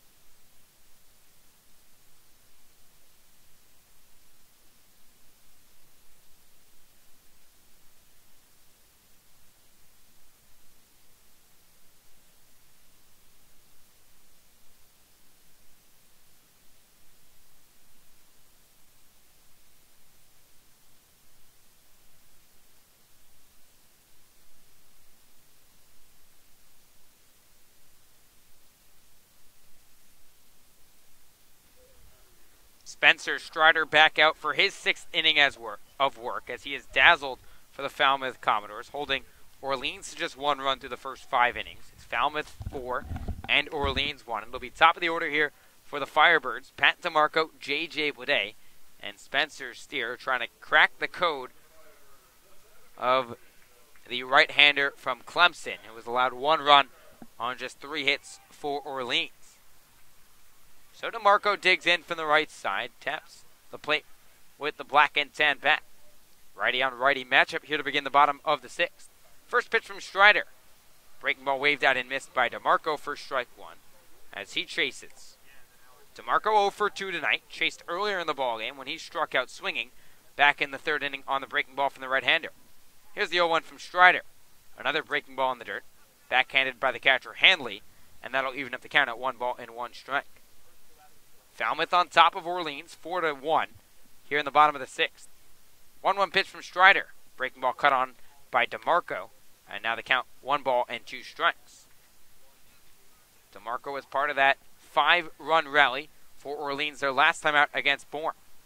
1-2 pitch from the right-hander. Fastball waved out and missed, strike 3. DeMarco goes down swinging for the 2nd time tonight. There's 1 away here in the home half of the 6th. Like a fine wine, Strider's been getting better as the game's gone on. He's now struck out 3 of the last 4 batters he's faced, and really starting to fool these Orleans hitters. Pitch count has to be getting up there, and if you're Kelly Nicholson and company, you're just hoping for a new arm here sooner rather than later. That's 5 set down in a row from the right-hander from Clemson. First pitch to Boudet, popped up in foul territory on the 3rd base side, just in front of the Commodores' dugout, and Cannon chases it and makes the play a couple steps wide of the Commodores' dugout for the second out of the inning. So 2 quick outs for Spencer Strider with the Commodores on top of the Firebirds, 4-1. Now it'll be the number 3 hitter in Spencer Steer, trying to get on base for the first time tonight, as he entered reaching base in 10 consecutive ball games. First pitch from Strider. Fastball on the outside corner for strike 1. Steer has been a hot hitter at home so far this summer for the Firebirds. 10 for his first 27 with 3 long balls. 0-1 pitch from the right-hander. Breaking ball that runs low and away, and that'll make the count 1 ball and 1 strike. Steer 0 for 2 tonight with a couple of pop-ups, both on the right side of the infield to Julian, and one on the left back in the 4th inning to the shortstop Davidson. 1-1 pitch here from Strider. Fastball that catches the outside corner at the belt of Steer, and that'll make the count 1 ball and 2 strikes. Falmouth 4, Orleans 1. Hewitt 2 away in the home half of the 6th. Strider wheels and deals. Here's the 1-2 pitch. Fastball above the head of Steer, and that'll make the count 2 balls and 2 strikes. Strider looking for his 6th strikeout tonight. Here's the 2-2 pitch from the right-hander. Fastball that runs up and away, and that'll run the count full at 3 balls and 2 strikes. We've mentioned Strider's velocity multiple times tonight, and that can be so tempting for hitters on a high heater. It just appears like it's begging to be hit out of this yard. Good eye by Steer there not to chase. Payoff pitch to Strider. Fastball that runs up and in near the elbow guard of Steer. And he takes that pitch and will trot down to first base with a 2-out walk. So now the batter will be Logan Wyatt, the first baseman for Orleans tonight. He has one of 3 hits for the Birds so far against Falmouth. Commodores on top of the Firebirds, 4-1. Here with 2 away in the home half of the 6th. Steer reaches for his 11th straight game, and he'll lead off at first base. Here's the first pitch from the right-hander. Fastball that catches the outside corner for strike 1. Wyatt 1 for 1 tonight. Also reached with a walk back in the 4th. Enter the day batting .300, which ranked just outside the top 10 in the CCBL. 0-1 pitch from the right-hander. A breaking ball that catches the outside corner just at the knees of Wyatt. And now Strider jumps ahead, no balls and 2 strikes. Falmouth on top of Orleans, 4-1. Here with 2 out in the bottom of the 6th. Strider comes set at the belt. Here's the 0-2 pitch from the right-hander. Breaking ball that runs inside to Wyatt, and he dances out of the way. And that'll make the count 1 ball and 2 strikes for the power-hitting first baseman. Steer leads off first base after reaching with a walk. Wyatt back in from the left side. 1-2 pitch from Strider. Breaking ball that bounced in the dirt. Hanley blocks it with the chest protector. This rolls up the first base line, but Steer put at first base, and that'll even up the count at 2 balls and 2 strikes. We've seen over-aggressive base running multiple times already tonight for Orleans. That time, Spencer Steer probably could have made it on a dirt ball. Did not read it right away, and still at first base because of it. So missed opportunity there for Orleans. Strider trying to get out of the inning. Here's the 2-2 from the right-hander. Fastball chopped by Wyatt up the first base line, but foul. Fielded by the first base coach, Ryan Erickson, as he lobs this back to the Orleans dugout. And will do it again at 2 balls and 2 strikes. 4-1 the score in favor of Falmouth. Here are 2 away in the bottom of the 6th. Steer with a 3-step lead off first base. Hands on the knees as the third baseman hunched over. Here's the 2-2 from Strider. That'll be held up as he checks on Spencer Steer over there at first base. And he gets back in safely, diving head first and getting the white jersey with red lettering covered in dirt. Now the 2-2 from the right-hander. Breaking ball that runs inside, and that'll run the count full at 3-2. A big pitch here to Logan Wyatt for many reasons. Obviously, you want to prolong the inning if you're Orleans, but a red-hot hitter and Nick Osborne standing on deck, he signifies the tying run. So if you can get him up to the dish, you got to feel really good about yourself. So big-time pitch here to Logan Wyatt. 2 down here in the bottom of the 6th. Falmouth on top of Orleans, 4-1. Steer will get a head start off first base with 2 down. Here's the payoff pitch to Wyatt. Fastball that Wyatt corks into his left hip. That trickles foul, and we'll do it again at 3 balls and 2 strikes. It's the ultimate dead leg right there. Can't feel good, and then these guys are so tough. You know what? I just banged it off of my knee. Let's step back in and do the exact same thing again, and we'll see whether or not Logan can recover from that. But nice gesture by Handley, the catcher, to go ahead and walk out to the mound, give Logan a bit of time to try to regroup here before the payoff pitch. And Wyatt did miss 2 games for the Birds just last week after taking a curveball off the knee. And he appears to be okay after walking a couple steps right of home plate. 3-2 the count here to the Birds' first baseman. Steele will get a head start off first base. Here's the path pitch from Strider. Breaking ball check swing by Wyatt. He did not go, says the third base umpire Ronaldo Cockrum. Ball 4. Back-to-back walks for the Orleans Firebirds, and now the tying run strolls to the plate in Nick Osborne out of Tennessee Tech. This is the guy you want up at the plate right now if you're Orleans. We've talked about it multiple times already tonight. Just 3 games offensively for him. He has 2 home runs and 3 RBIs, so he's been very, very confident. Already picked up a ringing base hit his last time to the plate. We'll see if he can come through with an extra base hit or something right here for Orleans. So Osborne represents the tying run for the Birds, with Falmouth on top of Orleans 4-1, with 2 away in the home half of the 6th. First pitch to the right-handed hitter. Fastball on the inside corner for strike 1. Osborne 1 for 2 tonight, singled back in the 4th, and struck out looking back in inning number 2. One of 5 strikeouts already for Spencer Strider, the right-hander out of Clemson. Wyatt on first, Steer on second.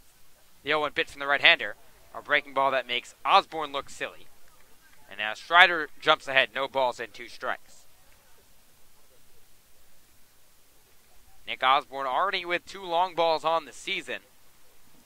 Looking to tie the team high with 3 right here. Wind blowing in dead from center field. 4-1 the score in favor of Falmouth, with 2 on and 2 out here for the Birds. Here's the 0-2 pitch from the right-hander. Breaking ball that runs low and away. And that'll make the count 1 ball and 2 strikes. Now to the Birds' 5-hitter in the DH, Nick Osborne. Wyatt leads off first, Steer off second base. Strider set on the bump. And the 1-2 pitch. Fastball corked out into the right center field gap. The right fielder Stowers ranging over, and he leaps and makes the grab for the final out of the inning. So Osborne hit the ball on a line, but Stowers with too much speed able to catch it in the right center field gap. We're through 6 innings of play here at Eldridge Park. Falmouth 4 and Orleans 1.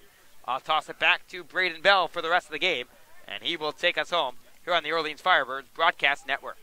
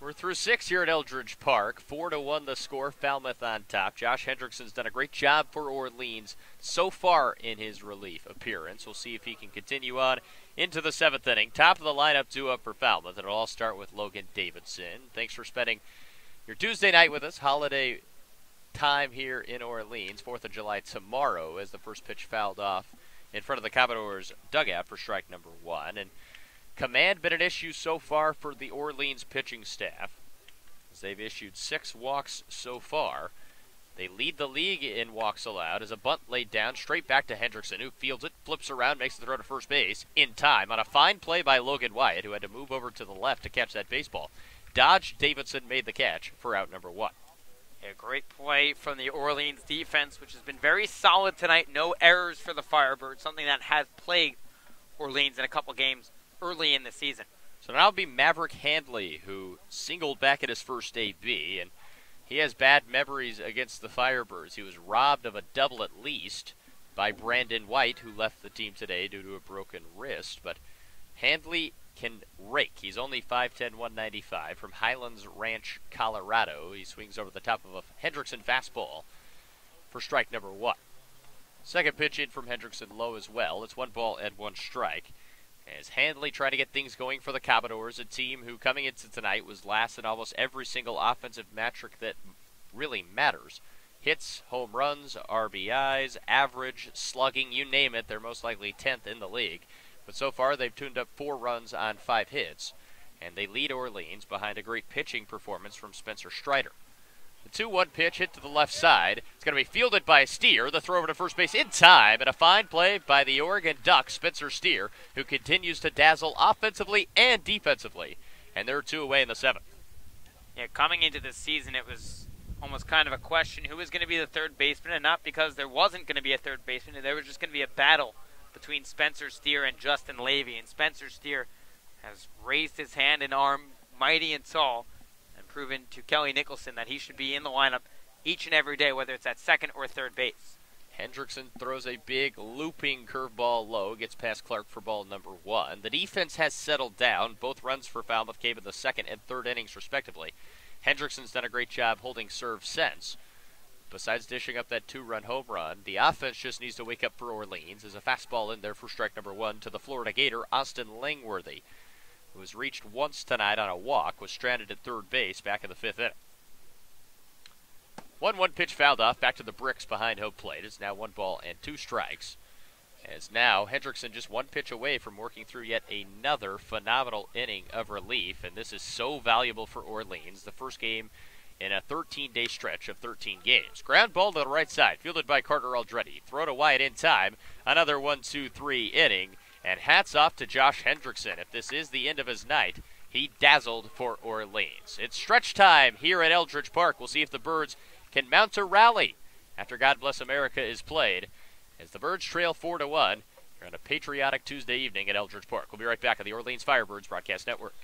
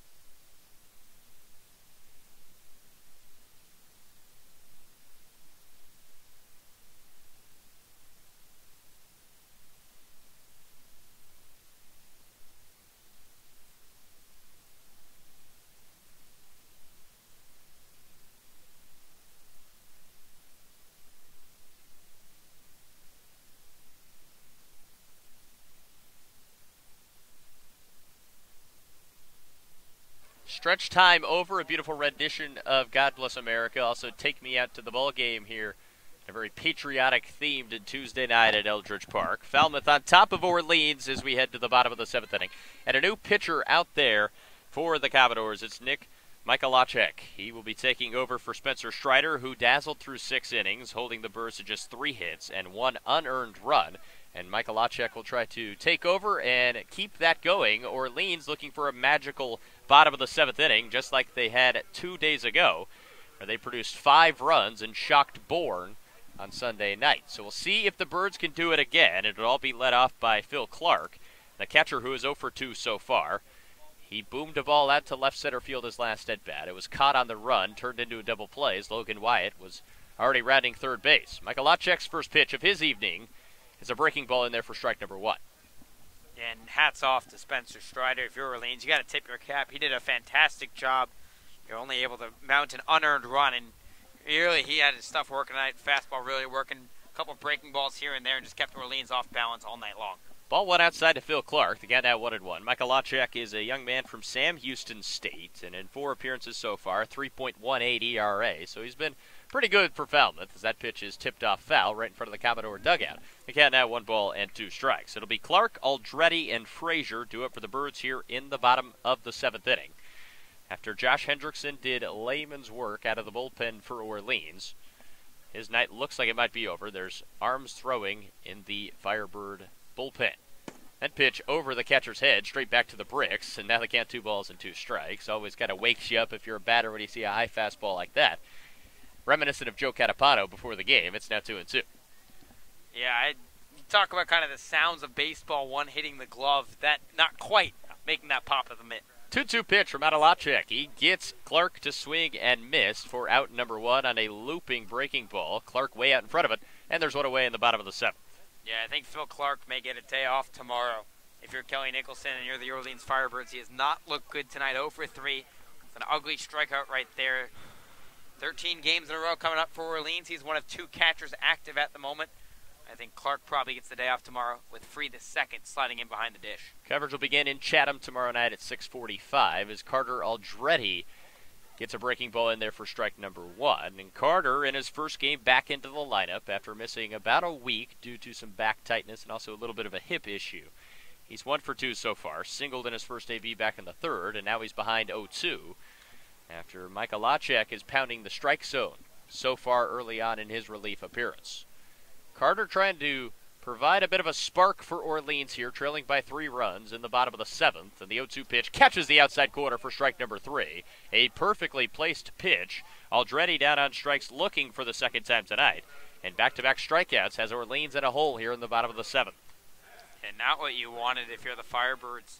You got Spencer Strider out of the game, who had looked sharp for the Commodores, and now you can't touch Michalacek, who's been unreal so far, back-to-back Ks, flashing a gorgeous breaking ball that frees Carter Aldretti. So Matt Frazier just trying to connect with the baseball as he looks at strike 1, another breaking pitch. Same situation as the Bourne game 2 nights ago. Of course, 2 quick outs, and then the Birds were able to provide a 5-run, 2-out rally. But with the way Michalacek is looking, it will be difficult tonight against the Commodores pitching staff, who has straight up dominated the Firebirds so far tonight. Just 1 run on 3 hits, and the Birds only had 3 hits in the first meeting between these 2 teams. So the Commodores pitching staff as strong as ever again here tonight. Here comes the 1-1 to Frazier. It's a breaking ball just outside, says home plate umpire James Fonseca. And Frazier in a good hitter's count here. It's 2 balls and a strike. 0 for 2 on the night so far, although he did score the only run for the Firebirds after reaching on an error. Here comes the 2-1 pitch. Checks his swing. He did go. And it's now 2 balls and 2 strikes. So Frazier will have to try to battle back here. 2 balls and 2 strikes, trying to extend this inning for the Firebirds. Here comes the pitch. Reaching out for it, a lazy ground ball, fielded by Julian, the second baseman, in time. So the Birds unable to rally in the bottom of the 7th tonight. We're through 7 complete innings here at Eldridge Park. The Commodores leading the Firebirds. It's 4-1. We'll have a new pitcher out there for the Firebirds coming up next here on the Orleans Firebirds Broadcast Network.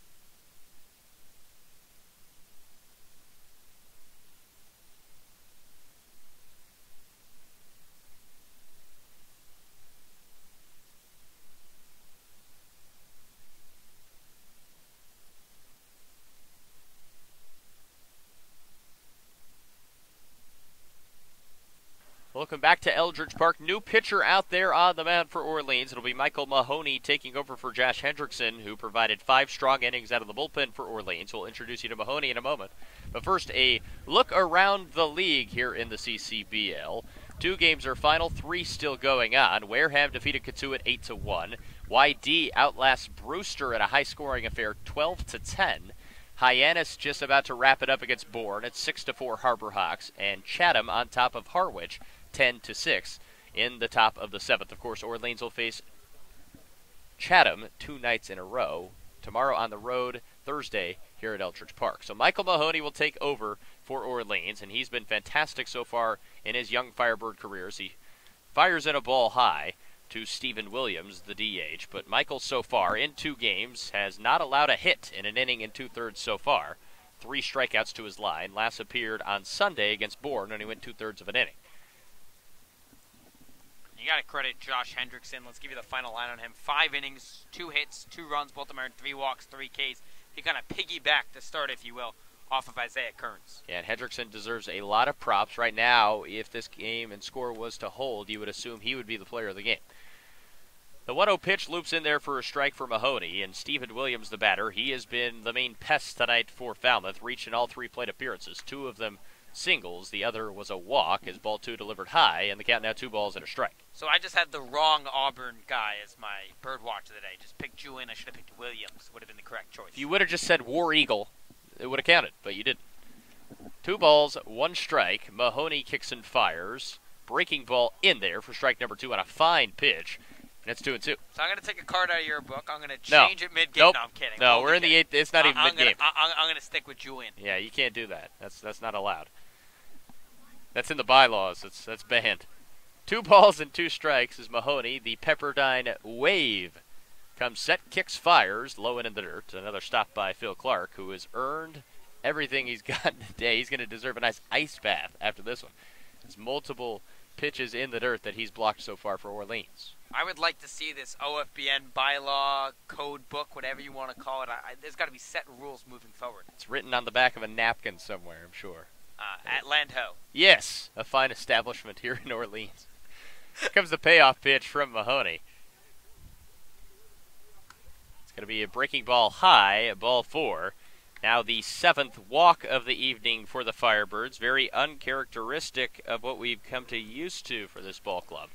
And the leadoff batter is aboard here in the 8th inning, and it'll bring up Kyle Stowers, who is the difference maker right now in this game, really. He scored a run back in the 2nd and then had that 2-run home run into the right field bullpen back in the 3rd inning.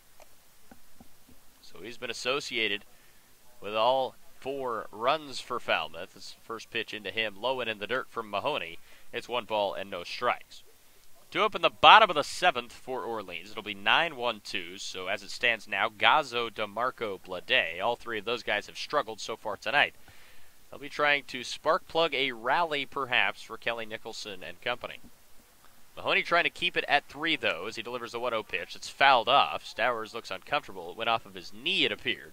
And the count now 1 ball and 1 strike. That never feels good if you're a batter. No, absolutely not. That's something you just kind of walk off, try and buy a little bit of time. The home plate umpire, a nice gentleman's move by James Fonseca, wiping the plate, buying Stowers some time. So Stowers a 2-way guy. 4 appearances so far. In college, I mean. He had a 0.0 ERA in 4 appearances. Also picked up a save, though. 1 ball and 1 strike. Mahoney gets Stowers to chase out of the way and looks silly at a breaking ball in the dirt. It's now 1 ball and 2 strikes, and Mahoney trying to work around a leadoff walk to Stephen Williams. 4 runs so far for Falmouth on 5 hits, 1 error, and for Orleans, just 1 run on 3 hits. It's been very quiet offensively for the Firebirds. Here comes the 1-2 delivery. Breaking ball swung out and missed in the dirt. And a 360 turn from Stowers as he walks back to the dugout. So a fine pitch from Mahoney. There's 1 away in the 8th. A tale of 2 ABs for Kyle Stowers. Took Kearns long earlier in the ballgame and now has some trouble. Or pardon me, that was Hendrickson who he took deep and now had trouble against Mahoney, who's been excellent so far in now 2 innings of work in his Orleans career.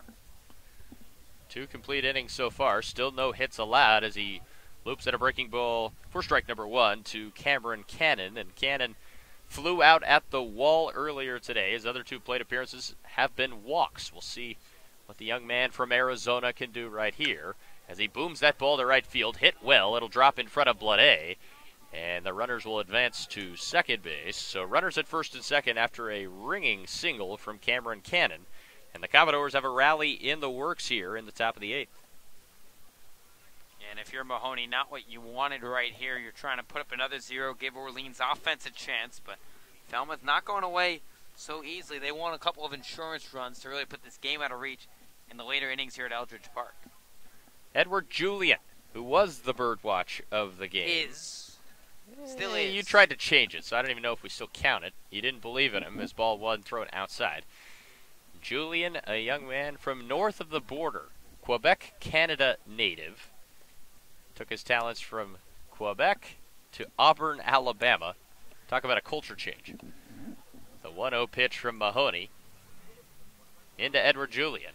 Breaking ball low in the dirt. It's 2 balls and a strike. And he actually does have an Orleans Firebirds tie. Most RBI in a single season by a freshman at Auburn. One more than Frank Thomas, who played for the Birds back in 1988. Thomas in 87 had 68, but Julian with 69 this past season. I'm gonna sound like a local here. They were the Cardinals at the time. So. I apologize. Of course, the name change. And ball 3 delivered low near the feed, and Julian now well on his way to reaching base for the 2nd time tonight. Let me rephrase. The Orleans organization there you go. Cape Cod baseball. Yeah, I'll let that one go. That's just a locals thing. They prefer the Cardinals when you're referring to 80s baseball. Our own TJ King still routinely refers to them as the Cardinals. Right. Comes the 3-0 pitch from Mahoney. It's ball 4 to the backstop. It won't matter because it's ball 4, so everyone will advance. And the Commodores now have the bases loaded with only 1 out. And Michael Mahoney, who has looked great so far for Orleans, has worked himself into a major pickle here as Davis Sims, the first baseman, will step up with the bases loaded. And now Jamie Quinn, the pitching coach, will come out and chat with the right-hander from Pepperdine. Yeah, very rare to see this from Mahoney so far. It appears that Nick Osborne, the DH for the Firebirds, a 2-way player out of Tennessee Tech, has trotted out to the right field bullpen, and he's getting loose if Mahoney can't get out of this jam. But Michael Mahoney, who dazzled across his first 2 appearances, struggling in his 3rd one tonight, just needs to find a way to induce a inning-ending ground ball double play. This game kind of on the brinking point right now for Orleans. You're at a spot where the Birds only have 1 run on 3 hits, and if the Commodores can pick up a couple runs here, it'll be very difficult for Orleans to try to mount a comeback. But if somehow Mahoney can escape this jam, you're still sitting pretty with a chance, and that's all you need with 6 outs to play with. Now 8 walks issued by the Firebirds pitching staff so far here tonight. That has been an issue for the team that came into the game tonight leading the league in fewest walks allowed. So very uncharacteristic, but that's been the problem so far. Tonight at least for Orleans. Davis Sims the batter now as the conference on the mound is adjourned, and Michael Mahoney will try to regroup and get himself out of this jam. 2 walks and a single as the bases loaded. The first pitch into Sims, a check swing. He did go around for strike number 1, and a good start to the AB. Pounding the strike zone. It's always good to get ahead in this situation. Yeah, and Orleans positioned up the middle to turn to the infield corners, pretty much even with the bag. Probably going to try and cut the run out at home. Comes the 0-1 pitch into Sims. Another high swing. Throw down to first. A fine pick by Logan Wyatt as they tried to back pick Julian over at first base. Almost threw it into right field if it wasn't for a fine pick for Wyatt. A deep breath for Firebird fans everywhere. And the count now 0-2. To Davis Sims, a guy who finished 2nd in the NCAA in doubles this past year at Murray State. He had 29 of them. And a double here would score at least 2, if not 3. Comes the 0-2 pitch from Mahoney. Kicks and fires. Low into the dirt. Stopped by Clark. He can't find it. Now he'll finally retrieve it. But luckily, the runner at third base, Stephen Williams, could not go because it was still close enough. And the count now 1-2. I think the factor that kept Williams put at third base is you saw Mahoney, once he got off the mound, darted for home plate. He was going to grab the baseball before Clark did. Points it out to Clark, and Mahoney pounding his fist into his mitt on the mound, trying to command his breaking stuff to try and retire Sims. It's kind of just been one of those nights for Orleans pitchers. It all started with Isaiah Kearns, who walked 3 through 2 innings of work. Hendrickson did a nice job, and now Mahoney struggling to find his command. Comes the 1-2 pitch to Davis Sims. Ground ball to the left side. It's fair. Down the left field line. This will score 2 at least. Over is Frazier fielding it. They'll hold up the runner at third, but it's a 2 RBI double by, you guessed it, Davis Sims. The double machine has returned, and this game is officially broken open. It's 6-1. So after leading the NCAA in doubles, what does he do to the Firebirds? Hits a 2 RBI double that potentially puts this game out of reach for a dormant Firebirds offense tonight in the Falmouth Commodores, who, like we said time and time again tonight, ranked towards the bottom in the CCBL in practically every offensive category, have exploded for 6 runs here at Eldridge Park. All Commodores so far tonight. Infield in with runners at second and third. Still only 1 out. Mahoney's first hit of the season, second hit rather, is a big one. A 2 RBI double on a ball that wasn't hit all that hard, just hit in the perfect spot. I think the big thing, too, is obviously the teams change year in and year out. As the 1-1 pitch is low, and now it's, 2 balls and no strikes. But obviously the managers in both dugouts stay the same. Kelly Nicholson in his 14th season for the Firebirds as their head man, Jeff Trundy on the Falmouth side. And this has been a Nicholson-1 battle between those two head coaches. Nicholson holding a commanding lead in terms with a .679 win percentage. 2-0 pitch is low to Will Brennan, and now with the base open, they fall behind the number 9 hitter, 3-0. And for the leader in active win percentage at .578 after picking up a win his last time out, this is the guy that Nicholson has kind of owned, if you will. This is the guy he has had his best success against, but it's the second time this season that Falmouth has been way out in front of Orleans. 3-0 pitch runs inside. It's a 4-pitch walk to Will Brennan. The bases are loaded yet again. And time after time tonight, seems like the Commodores have had the bases loaded. And now a right-hander throwing in the bullpen. It looks like it's Shea Smitty out there for Orleans. We'll see how long Mahoney can last. That's now 5 separate times in this game. The bases have been loaded. And a huge struggle indeed for the Firebirds pitching staff as they trail 6-1 in this game. And now it'll be the leadoff hitter, and a very dangerous hitter in that, in Logan Davidson, who is 0 for 3, reached on a walk back in the second inning, trying to add more fuel to this fire for Falmouth as he swings over the top of a breaking ball for strike number 1. I think if you're Kelly Nicholson at this point, you kind of leave Michael Mahoney out there and try and eat up the jam, see how long he can go. This game practically out of reach for the Firebirds. So if you're Orleans, you got to just kind of bite the bullet and keep that bullpen fresh for the games to come. Mahoney kicks and fires the 0-1 pitch, fouled off down the first base line rather, and it's now no balls and 2 strikes to Logan Davidson. This inning, wouldn't you believe it, started with a walk. That has been an issue all night tonight and really all season long. When you walk the leadoff batter, it seems the opposing team comes around to score more times than not. That continued here in this inning at least. 2 hits as well for the Commodores in this frame. Comes the 0-2 pitch to Davidson. Swung out and missed. Strike 3 called. There's now 2 away after the second strikeout of the inning for Mahoney. Braden, I think there's a little homework assignment tonight for either me or Joe Catapano is find out how many times Firebirds pitchers have led off innings with walks and how many runs that's contributed to, because I would love to know the number, because it seems like every time an Orleans staff member walks a guy to start the ballgame, it does not end well. And the one stat we have kind of calculated is the starting rotation at 2.96 ERA, the bullpen just at 4.78 in terms of the earned run average. Ball 1 low into Maverick Handley, who is 1 for 4 so far. How about this, Josh? I'll do that. I'll look back since I said it. I want to figure that out for us. We'll figure it out and update you tomorrow when that happens. Hopefully, the Birds hope it doesn't happen tomorrow leadoff walk-wise, but that is a big-time issue for any baseball team. As the 1-0 pitch into Handley is a breaking ball in there for strike number 1. And if you wanted to go even deeper, obviously, we won't look this up, but first pitch strikes compared to first pitch balls and how that's equated for each pitcher. We're not going to do that, but it does really pay off when you throw a first pitch strike. Here comes the 1-1 pitch from Mahoney. It's high, but it's called a strike by Fonseca. 1 ball and 2 strikes, and Mahoney now 1 pitch away from getting out of this inning, but not before the Commodores have already scored 2 runs. and extended their lead to 5. It's now 6-1 here at Eldridge Park. The 1-2 delivery to Handley. Ground ball to left side, fielded on a charge for Steer. The throw across the diamond in time to retire Handley, and the inning is finally over. But the Commodores have made this a very difficult game to come back from as they score 2 runs on 2 base hits.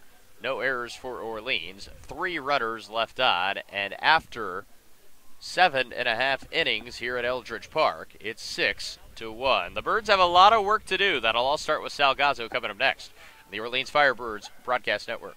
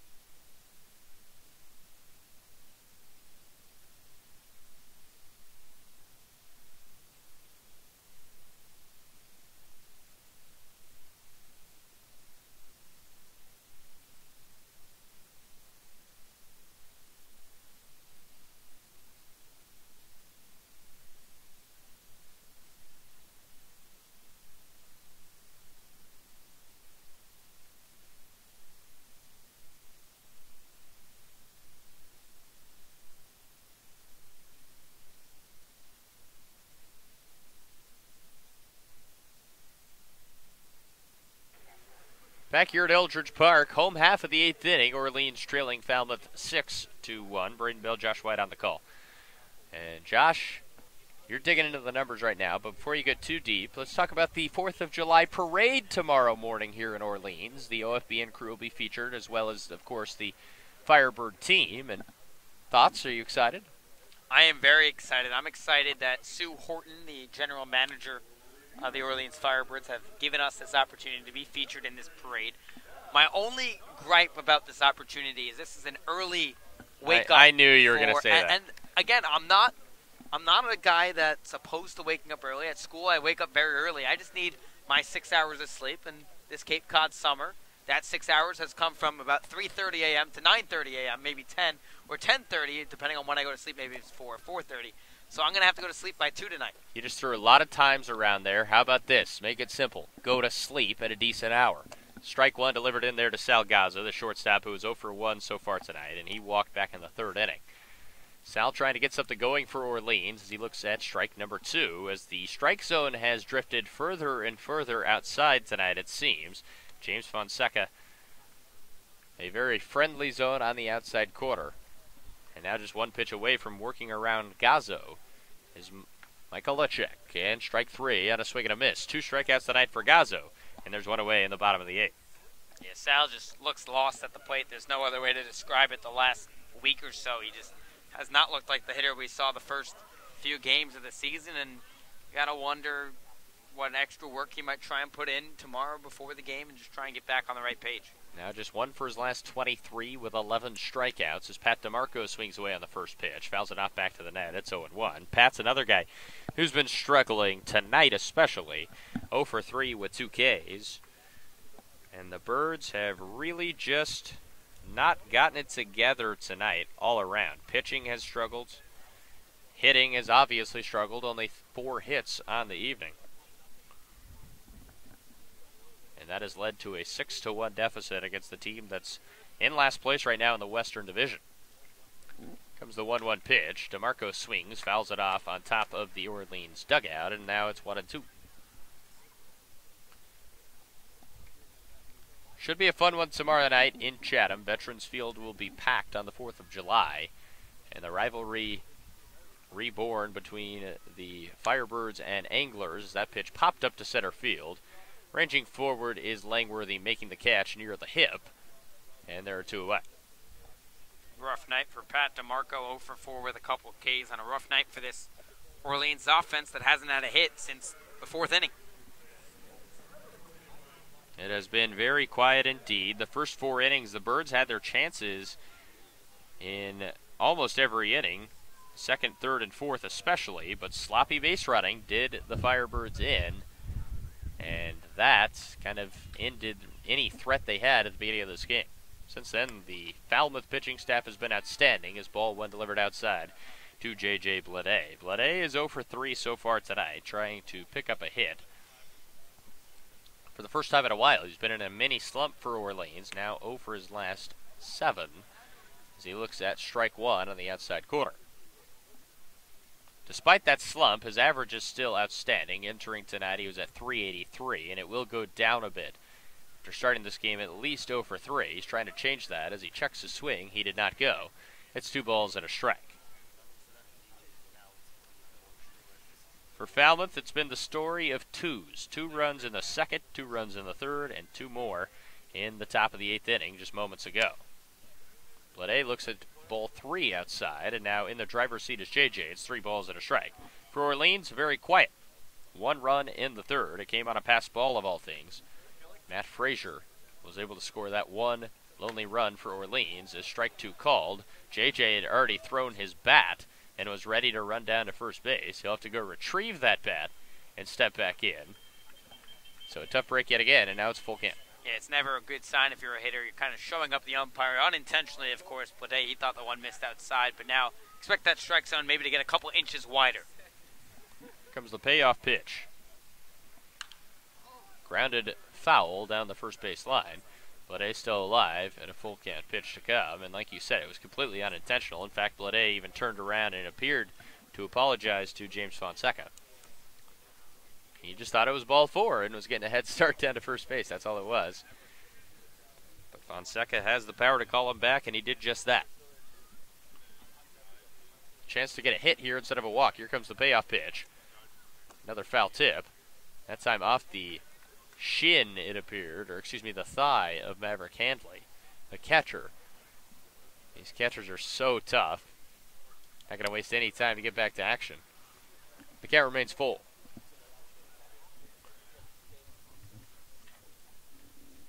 So really the only productive offensive performer tonight for Orleans has been Logan Wyatt, who's reached all 3 times. Here comes the payoff pitch again to Blade. Froze him on the inside corner with a breaking ball. A nasty pitch, strike 3 called. Blade goes down on strikes. And that does it for the Birds in the bottom of the 8th as Michael Lachek is dealing for Falmouth. We will head to the 9th here at Eldridge Park. It's all Commodores tonight. 6-1, they lead the Firebirds. New pitcher out there for the Birds, it's Shea Smitty. We'll give you his numbers coming up next on the Orleans Firebirds Broadcast Network.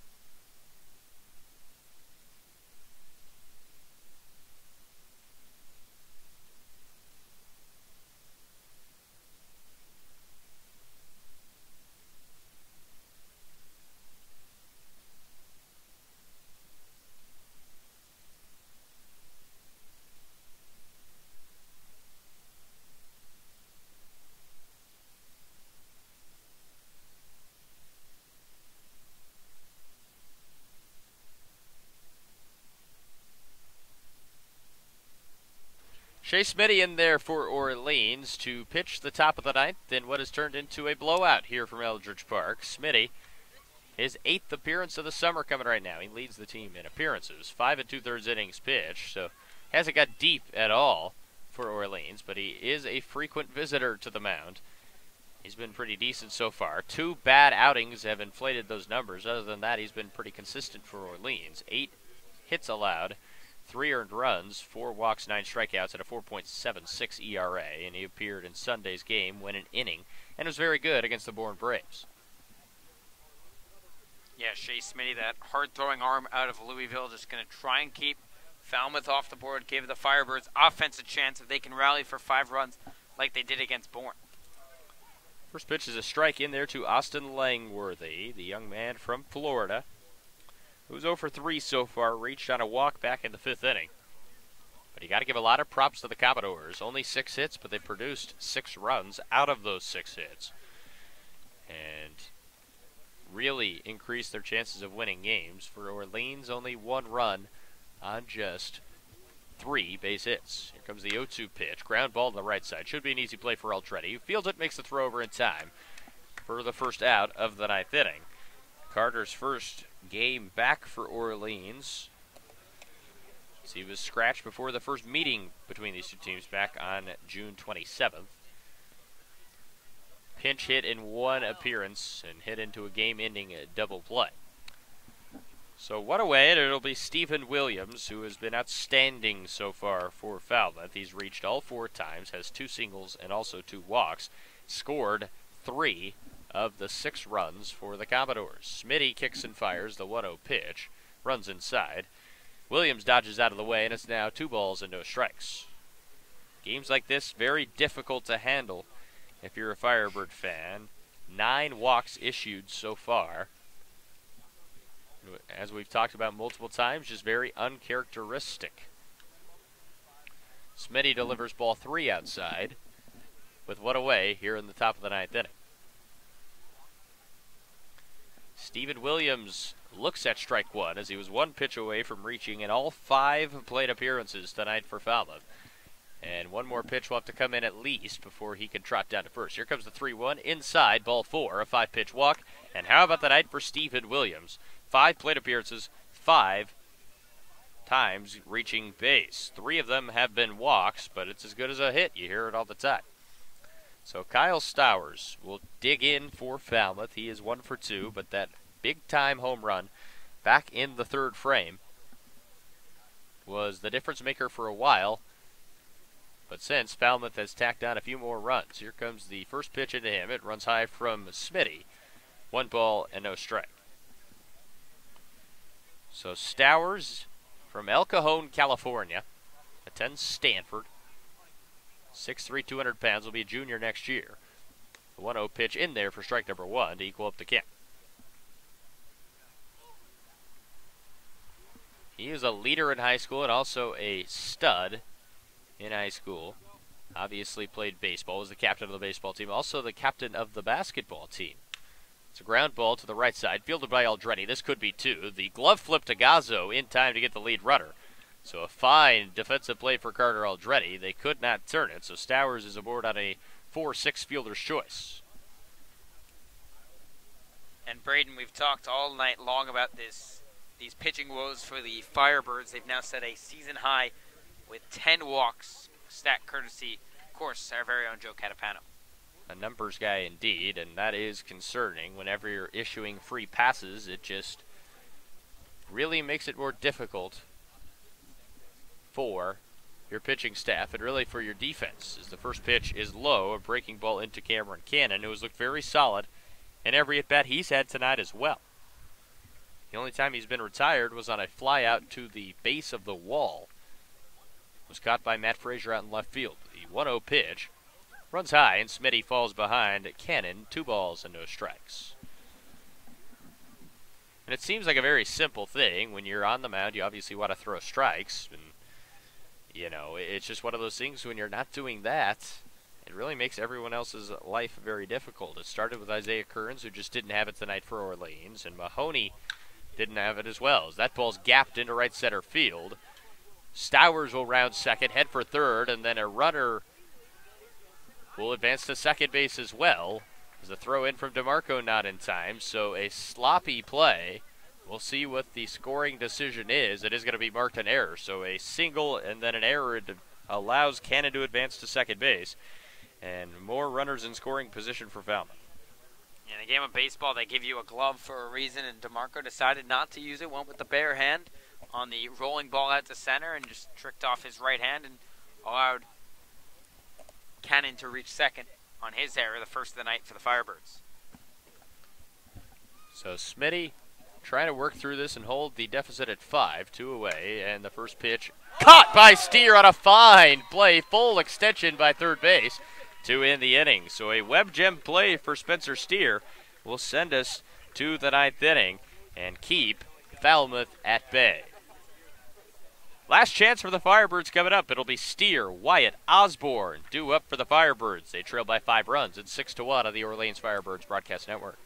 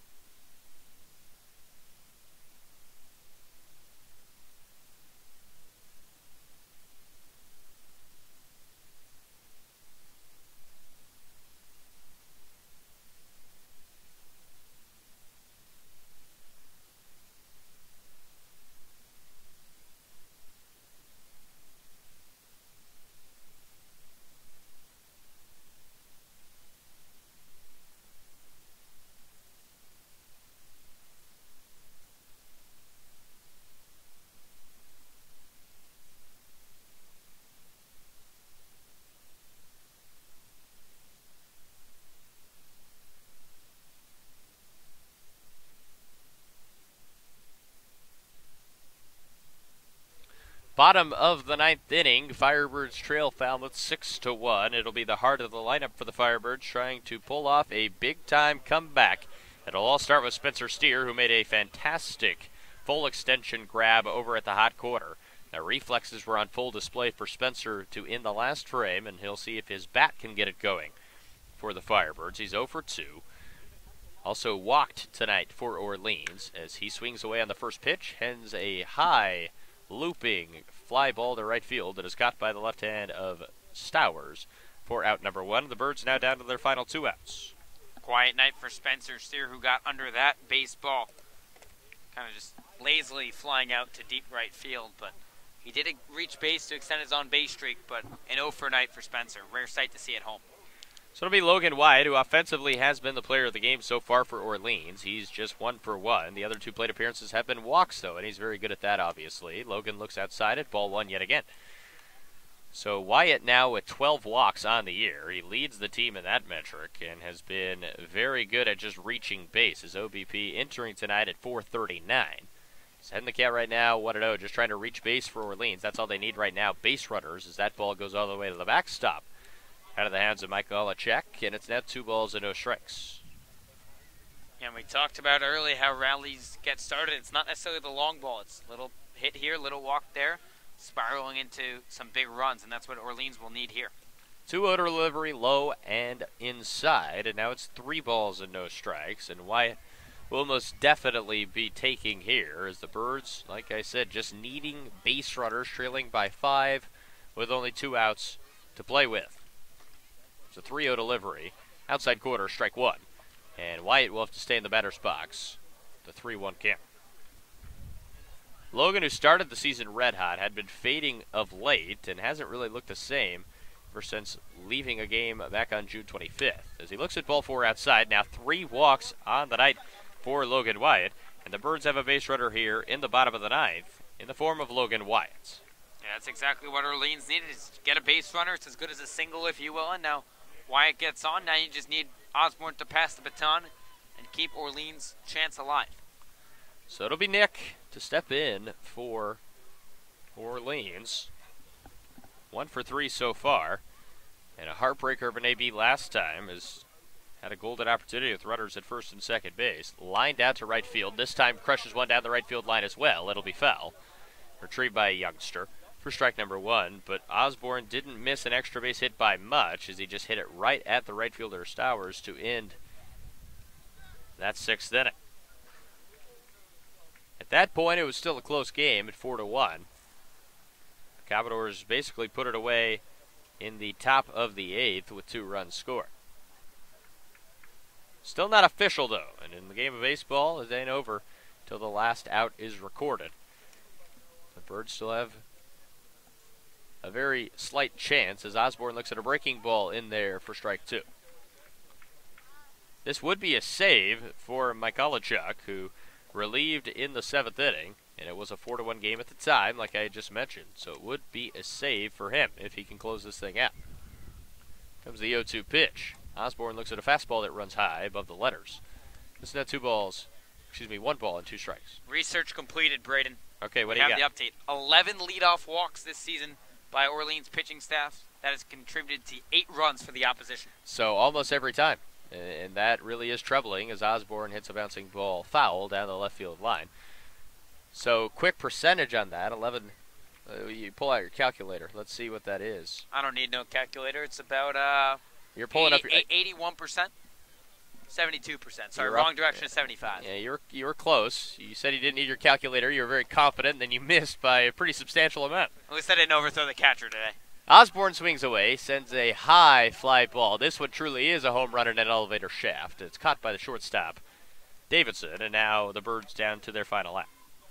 Yeah, tough break for Osborne, who fell to the ground on his backside, just kind of spun himself into the ground. And here's Phil Clark's chances at a rough night at the plate to try and extend this ball game for Orleans, which has been a rough night offensively for the Birds, just mounting 3 hits all night. Orleans has not had a hit since the 4th inning. And that is a long time to go at a baseball game without recording a hit, and it makes it very tough to win. Obviously, so much pressure on your pitching staff, and unfortunately for Orleans, that wasn't very good tonight either. First pitch fouled off from Phil Clark for strike number 1. Phil 0-for-3 so far, hit into a double play, but it wasn't a very common double play as he flew out to the left center field gap. And then Logan Wyatt was thrown out as he was way, way too far for his own good. The 0-1 pitch into Clark. A blooper to left field that'll drop down for a base hit. The 4th of the night for Orleans. Their first hit since the 4th inning. Now the Birds have runners at 1st and 2nd, and Carter Aldretti will step in. Exactly what you need to do if you're Phil Clark. Got the fastball on the inner half, jammed him a little bit. But Clark, with plenty of strength, flares it over the shortstop Davidson's head and keeps Orleans alive again. Can't hit a 6-run or a 5-run home run in the game of baseball. Got to put runners on, try and drive in a couple of hits and string them together. So Carter, who is 1-for-3, singled in his first plate appearance back in the 3rd. But his last 2 haven't been pretty, striking out both times looking. And we'll see whether or not he can keep this game going as the Birds trail by 5. They have runners at 1st and 2nd. And 2 away in the bottom of the 9th as Aldretti looks at ball 1 low. A good stop by Handley for ball number 1. These 2 teams will meet 2 more times total. 1 in Falmouth, 1 in Orleans. Commodores 1 out away from picking up the first 2 wins as a bouncing ball fielded by the shortstop, flip over to second base in time, and that does it for the Firebirds tonight. A disappointing loss in front of a big-time crowd here at Eldridge Park. Final score, Falmouth 6, Orleans 1, and this night belonged to the Commodores completely. Yeah, Falmouth absolutely dominated in this game, offensively, defensively, pitching, you name it. Falmouth scored 6 runs on 7 hits and 1 error. Orleans just had 1 run on 4 hits and an error, and the Firebirds really were hitless through the second half of the game, shy of that base hit by Phil Clark to try and extend the game here in the 9th.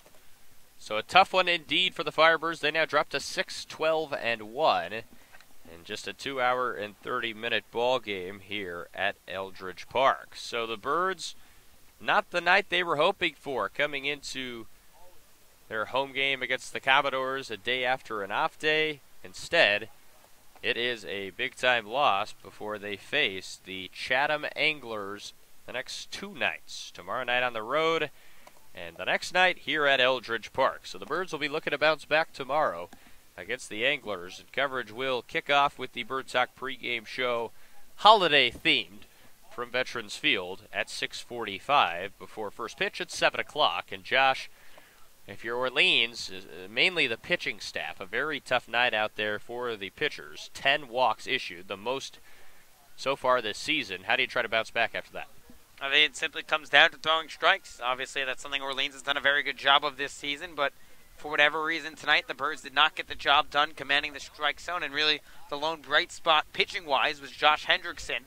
And our own Eliav Gabay is standing by with the southpaw who's committed to the University of San Diego, originally from Australia. Take it away, Eliav.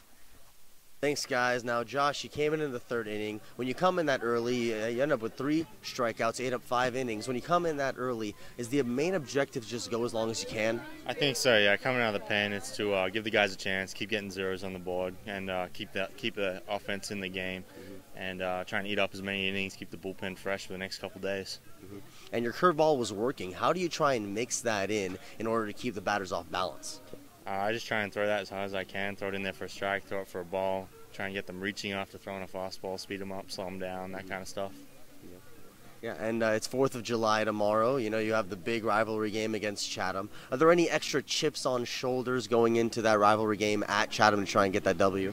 I think so, yeah. I mean, it'd be huge to beat them at their place for the first, I think it's the first time we play them this year, and then they come here the next day. If we beat them two of those games, it's a good start for us on those guys. Well, that's for sure. All right, guys, back to you. Thanks so much, Josh. No problem. Appreciate you, man. Big thank you to Eliav, and also, of course, Josh Hendrickson for joining the post-game show, and he was one of the only bright spots tonight for Orleans, the other probably being Logan Wyatt. He will join me here at the broadcast table momentarily. We will take a break before that happens, though, as once again the final score, Falmouth 6, Orleans 1. You're listening to Firebird Baseball on the Orleans Firebirds Broadcast Network.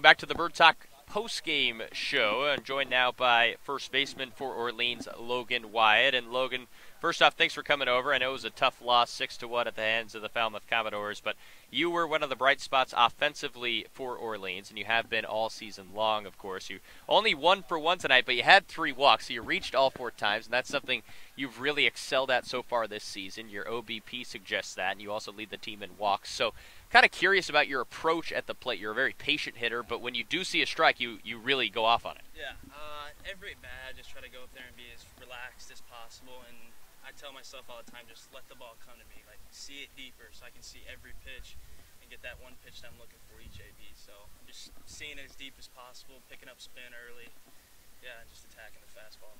Yeah, so you've been very good at that. Now we'll move on to kind of a outside of the diamond question. That, of course, the atmosphere tonight here at Eldridge Park.